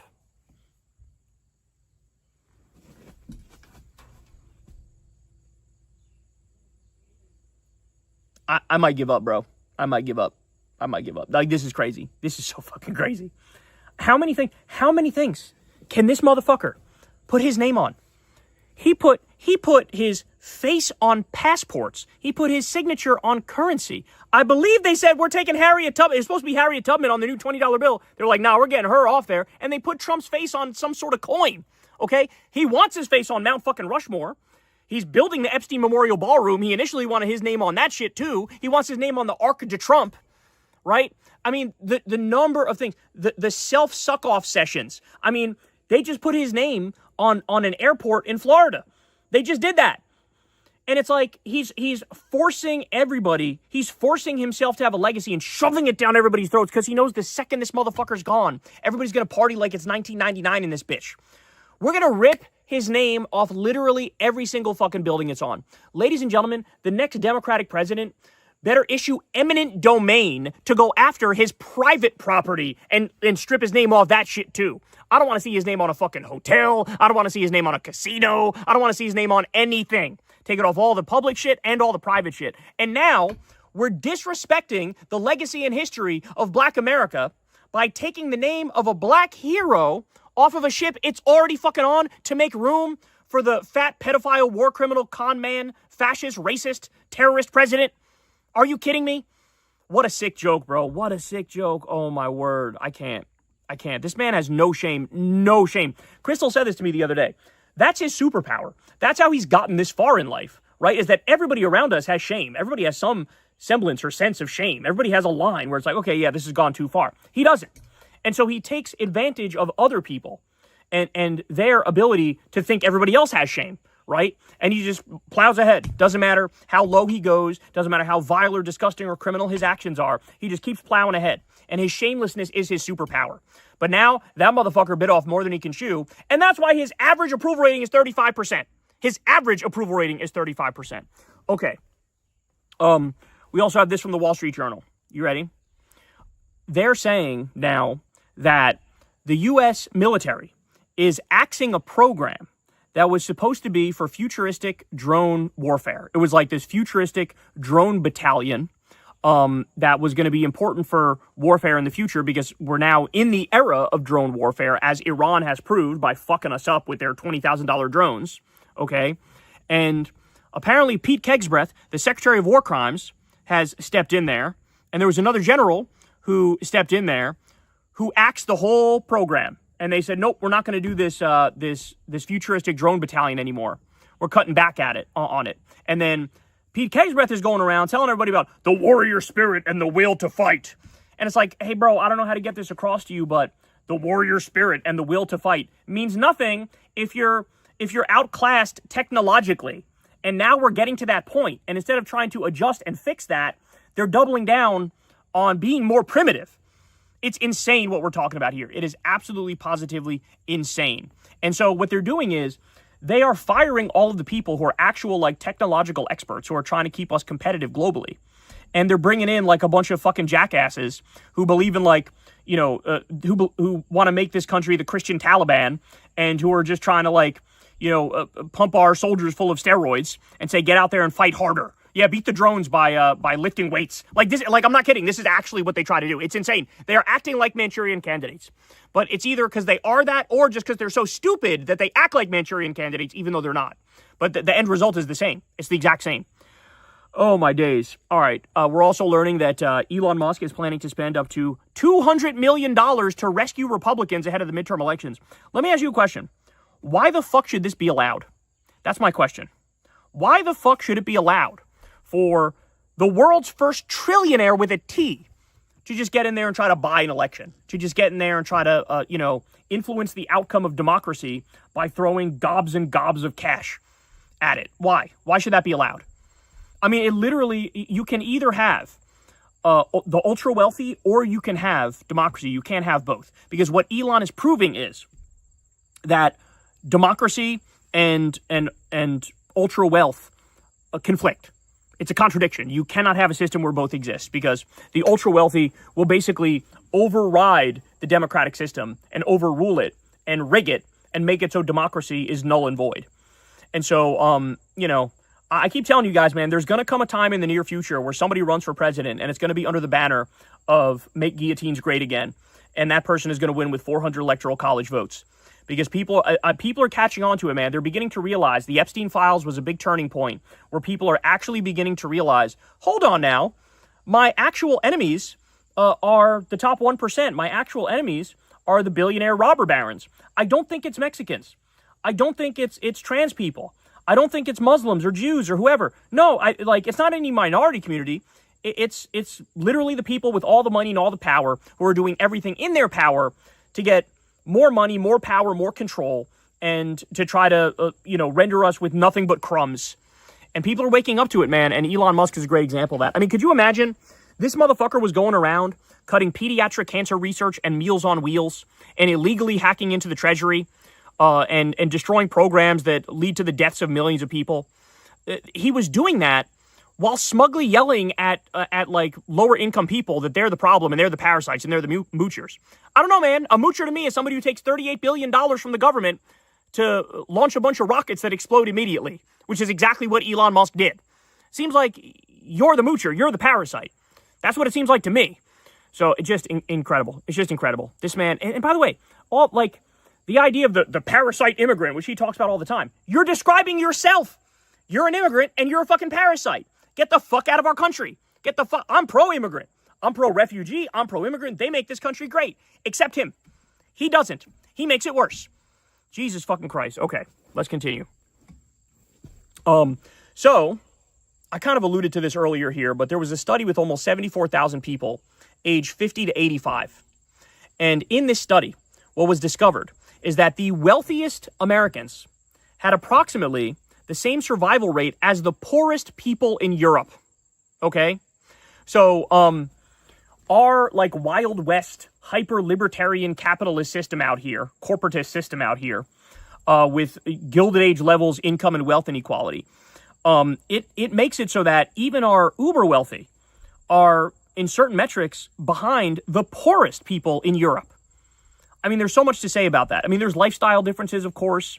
There's cultural differences. But there's also healthcare differences that really account for most of this here. So it is so crazy we don't have universal healthcare, single-payer Medicare for all. It is so crazy that we don't give people paid vacation time by law, paid paternity leave, paid maternity leave. Like, these are all basic things that people in other countries have. It's insane that we don't have the basic kind of safety food regulations that they have there. We've destroyed the limited regulations we did have under, HHS Secretary Raccoon Dicks. It's insane. It's absolutely insane. And now, there's this, like, myth that goes around that's like, the UK is as wealthy as the state of Mississippi. So, like, in other words, they're trying to make the argument, like, our most poor states are doing as well as, like, the UK. But that's completely and utterly misleading. There's this old saying, there's lies, damn lies, and statistics. And that is the most jerry-rigged bullshit statistic I've ever heard in my life. That is not a fact. It is nonsense. The metric they're using is garbaggio, okay? But this is real. It's real to point out that our wealthiest live about as long as their poorest in Europe. So maybe there's something about social democracy that is life-saving. And maybe there'd be something that's even more life-saving if you go a step further into democratic socialism, right? Maybe that would increase the lifespan by another 5 years or 10 years. Imagine a system that actually gives a shit about people and not just about profits for, Epstein-class pedophile rapists. Imagine. Would be crazy, wouldn't it? Okay. So the Log Cabin Republicans, for those of you who don't know, this is like the gay Republicans, basically. It's a group of gay Republicans. Well, they just decided they are dropping the T from LGBT. So they are the Log Cabin Republicans, but they're the LGB Log Cabin Republicans. This is their way of saying, like, oh yeah, we're with you on hating those trans people, bro. We hate those trans people too. They're crazy. They've gone too far. You know what I'm saying? Yeah, here's the problem with this, you fucking idiots. The second they're done ruining the lives of trans people and taking away their health care, and, jacking up the suicide rate and causing all sorts of societal ills. The second they're done with screwing them over and trying to exterminate them, as many want to, go listen to Michael Knowles, he literally said that, who do you think is next? Who do you think is fucking next? You are on that line, bitch. You are on that line. And you'll be like, oh, yay, finally, we exterminated the trans people. Who's next? And they're going to go, you motherfucker, you're next. So these people are disgusting. I mean, never in a million years for the life of me will I be able to wrap my mind around any sort of minority Republican. Okay, I mean, it's bad enough. It's bad enough if you're a white man and a Republican. Because what that tells me is you're a fucking dipshit. You're an idiot. Okay? But it makes it even worse if you are a minority Republican. Because, like, you're, like, first on the list. They don't like you. They don't want you. They will ruin your life. They are trying to do it right now as they smile in your fucking face. Here we are. Just another phenomenal example of exactly that. Okay, let me give you some good news. So, big news coming out of California. Apparently, Gavin Newsom has now officially launched universal pre-K in the state of California. Now, I've had my issues with Gavin Newsom. He's far too conservative a Democrat for my tastes. I also feel like he does a little bit of the finger in the wind type stuff where he tries to just, give people what they want. He doesn't really have much of a bedrock ideology. However, having said that, as I often say on this show, the worst Democrat is better than the best Republican. And this is another great example of it here. Universal pre-K is a massive, massive win, and I'm happy that they're doing that. We also have Abdul El Sayed has officially called for an end to flock cameras in Michigan. He said, quote, we've got to stand up to this massive surveillance apparatus being built behind closed doors. He's 100% correct about that. And this right here, man, this is a bipartisan issue to the max. okay? You don't have to be a Democrat. You don't have to be a liberal. You don't have to be a leftist. You could be a Republican, a conservative, a libertarian. You could be apolitical. You could be an independent. It doesn't fucking matter. Nobody likes mass surveillance. Nobody likes having a mass spying blackmail network where, you know, you got all this information on everybody. Everybody wants privacy. We have a right to privacy under our Constitution. And so this is one that's going to cross political lines, and he's 100% right to call for it. We also are learning that Democrats are prepping sweeping investigations into Trump's minerals deal, okay, the Trump family's minerals deal, if they retake Congress. And they're going to focus on conflicts of interest involving Trump and Lutnick, right? They better also look into Witkoff and Kushner while they're at it. But it looks like there's massive probes that are being prepped to go after all of these corrupt dealings of the Trump regime, which is absolutely necessary. And like I told you guys, man, the next Democratic president, I need Jack Smith to become Attorney General, and I want you to let him go ham, bro. I want you to let him, go after all of the corrupt gangster fucking cartel syndicate insiders of the Trump regime who've committed crime after crime after crime after crime and left like a comical trail of evidence that everybody knows is there. Okay? But I'm telling you, in order to have a functioning country, we need to lock these fucking people up. And, the most disturbing thought is, well, what happens if Trump doesn't die in office and he ends up pardoning like literally everybody in his crime regime? That would be, I don't know. That's a pill. I don't even know if I could swallow that pill, bro. I'm going to be honest with you. I don't even know if I could swallow that pill. You need to go after these people because if they get away with this, we don't have a country. Like the precedent is you can go on a fucking obvious crime spree and then pardon yourself. Like, nah, not happening. No shot. But I think he probably will pass away before he leaves office though. So we'll see. But if that happens, then oh my God, they will. Pete HEGSETH will be shitting in his pants. Stephen Miller will be shitting in his pants.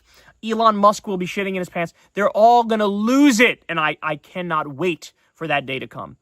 All right. So this is terrifying, but apparently in almost every single state in this country, COVID-19 cases are spiking. Almost every single state in this country. That's incredibly disturbing.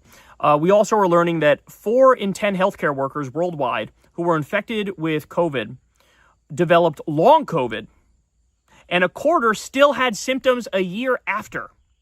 So this is very disturbing stuff. I mean, the more we learn about COVID, the more eye-opening it is. Apparently, there's massive cognitive issues that go hand in hand with COVID as well. That's really disturbing because, like, how is this going to affect us 10 years from now, 20 years from now? And virtually all of us had COVID. Like, are we just cooked? Like, are we just, like, dropping IQ points rapidly? And then not for nothing, you look around the country now and you go, I kind of do feel like we're dumber than we were in, like, 2010. I do. I feel like we're actually objectively dumber than we were then. And it's like, is this part of it? I don't know. Maybe it is. Maybe it is part of it that, like, we mass poisoned ourselves with this shit. And it's going to have long-term consequences. We also learned this from Science News. They say that a new study suggests that the COVID-19 vaccine might somehow be firing up the immune system's cancer-fighting powers. So there's new research that indicates this. This is phenomenal, and this is something you can immediately file under things you're not going to hear on Joe Rogan's podcast. 0% chance you hear about this. All he does is downplay COVID and act like the vaccine is worse than the fucking virus and spread misinformation day after day after day. He doesn't know his ass from his elbow when it comes to science or medicine, but he has the nerve to say to his 14 quadrillion listeners, he believes the fucking polio vaccine is bullshit. The polio vaccine. He's like a true dyed-in-the-wool hardcore anti-vaxxer because he read some bullshit from some lying website, when he was drunk at 4 o'clock in the morning after doing a comedy set. Okay? Like, insane. But this is an amazing breakthrough here that more people need to be talking about. I also wanted to give you guys this. So ICE has apparently gotten their deportation numbers up. You want to take a guess how? By targeting people who abide by the rules because they're easier to track down. This is something I've been warning you about, and people who follow this closely have been saying this. This is why they were hanging out at the courthouses. Remember that? They were hanging out at courthouses. People would show up for, their appointments, and they would be, like, immediately handcuffed and fucking dragged out of there and thrown into a concentration camp or sent to some country they'd never been to. It's insane, but this is what they do, is Just like Stephen Miller said, forget, the drug traffickers, forget the cartels, forget, all these actual criminals who require a lot of police work and legwork and groundwork. Forget that. Go to the Lowe's parking lot. Go to the Home Depot parking lot and start rounding up brown people. Start rounding up day laborers. This is what they did. And this is a great example of their mindset. They care about quantity. They don't care about quality.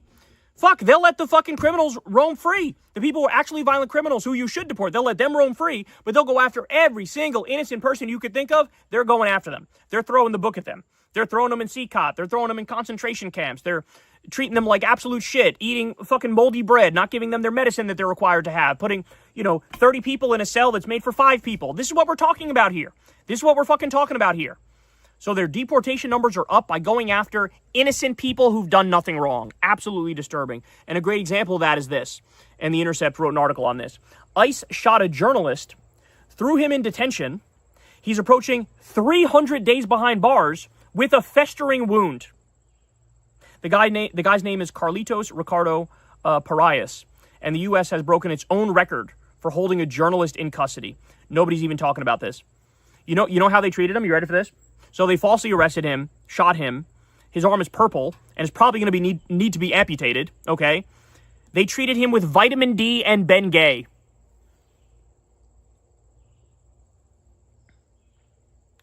All of the criminals in ICE need to be locked up. All of them need to be locked up. I'm talking about Hamhead Homan. I'm talking about the Bovine Boy. Okay, I'm talking about Stephen Miller. I'm talking about these low-level thugs. There's video of them that just came out where they casually use racial slurs to discuss people on the street. Okay? This is who they are. This is not a government agency. This is a criminal syndicate. This is a cartel. This is a gang. It is criminals who sign up to be criminals and do criminal shit. That is not an exaggeration. It's a fact. Look at their track record. They are the criminals. They are committing crimes, and they're going after law-abiding people all throughout this country, and it is insane. So there's your updates, y'all. Everybody do me a favor, sign up for Crystal Kyle and Friends, and come watch the Wajahat Ali interview, which drops later today. He's the man, and check out the Left Hook Substack. You don't want to miss it. He's a real one. I cannot recommend him highly enough. But come check us out on Crystal Kyle and Friends, and I love y'all, and I'll talk to you soon. Peace.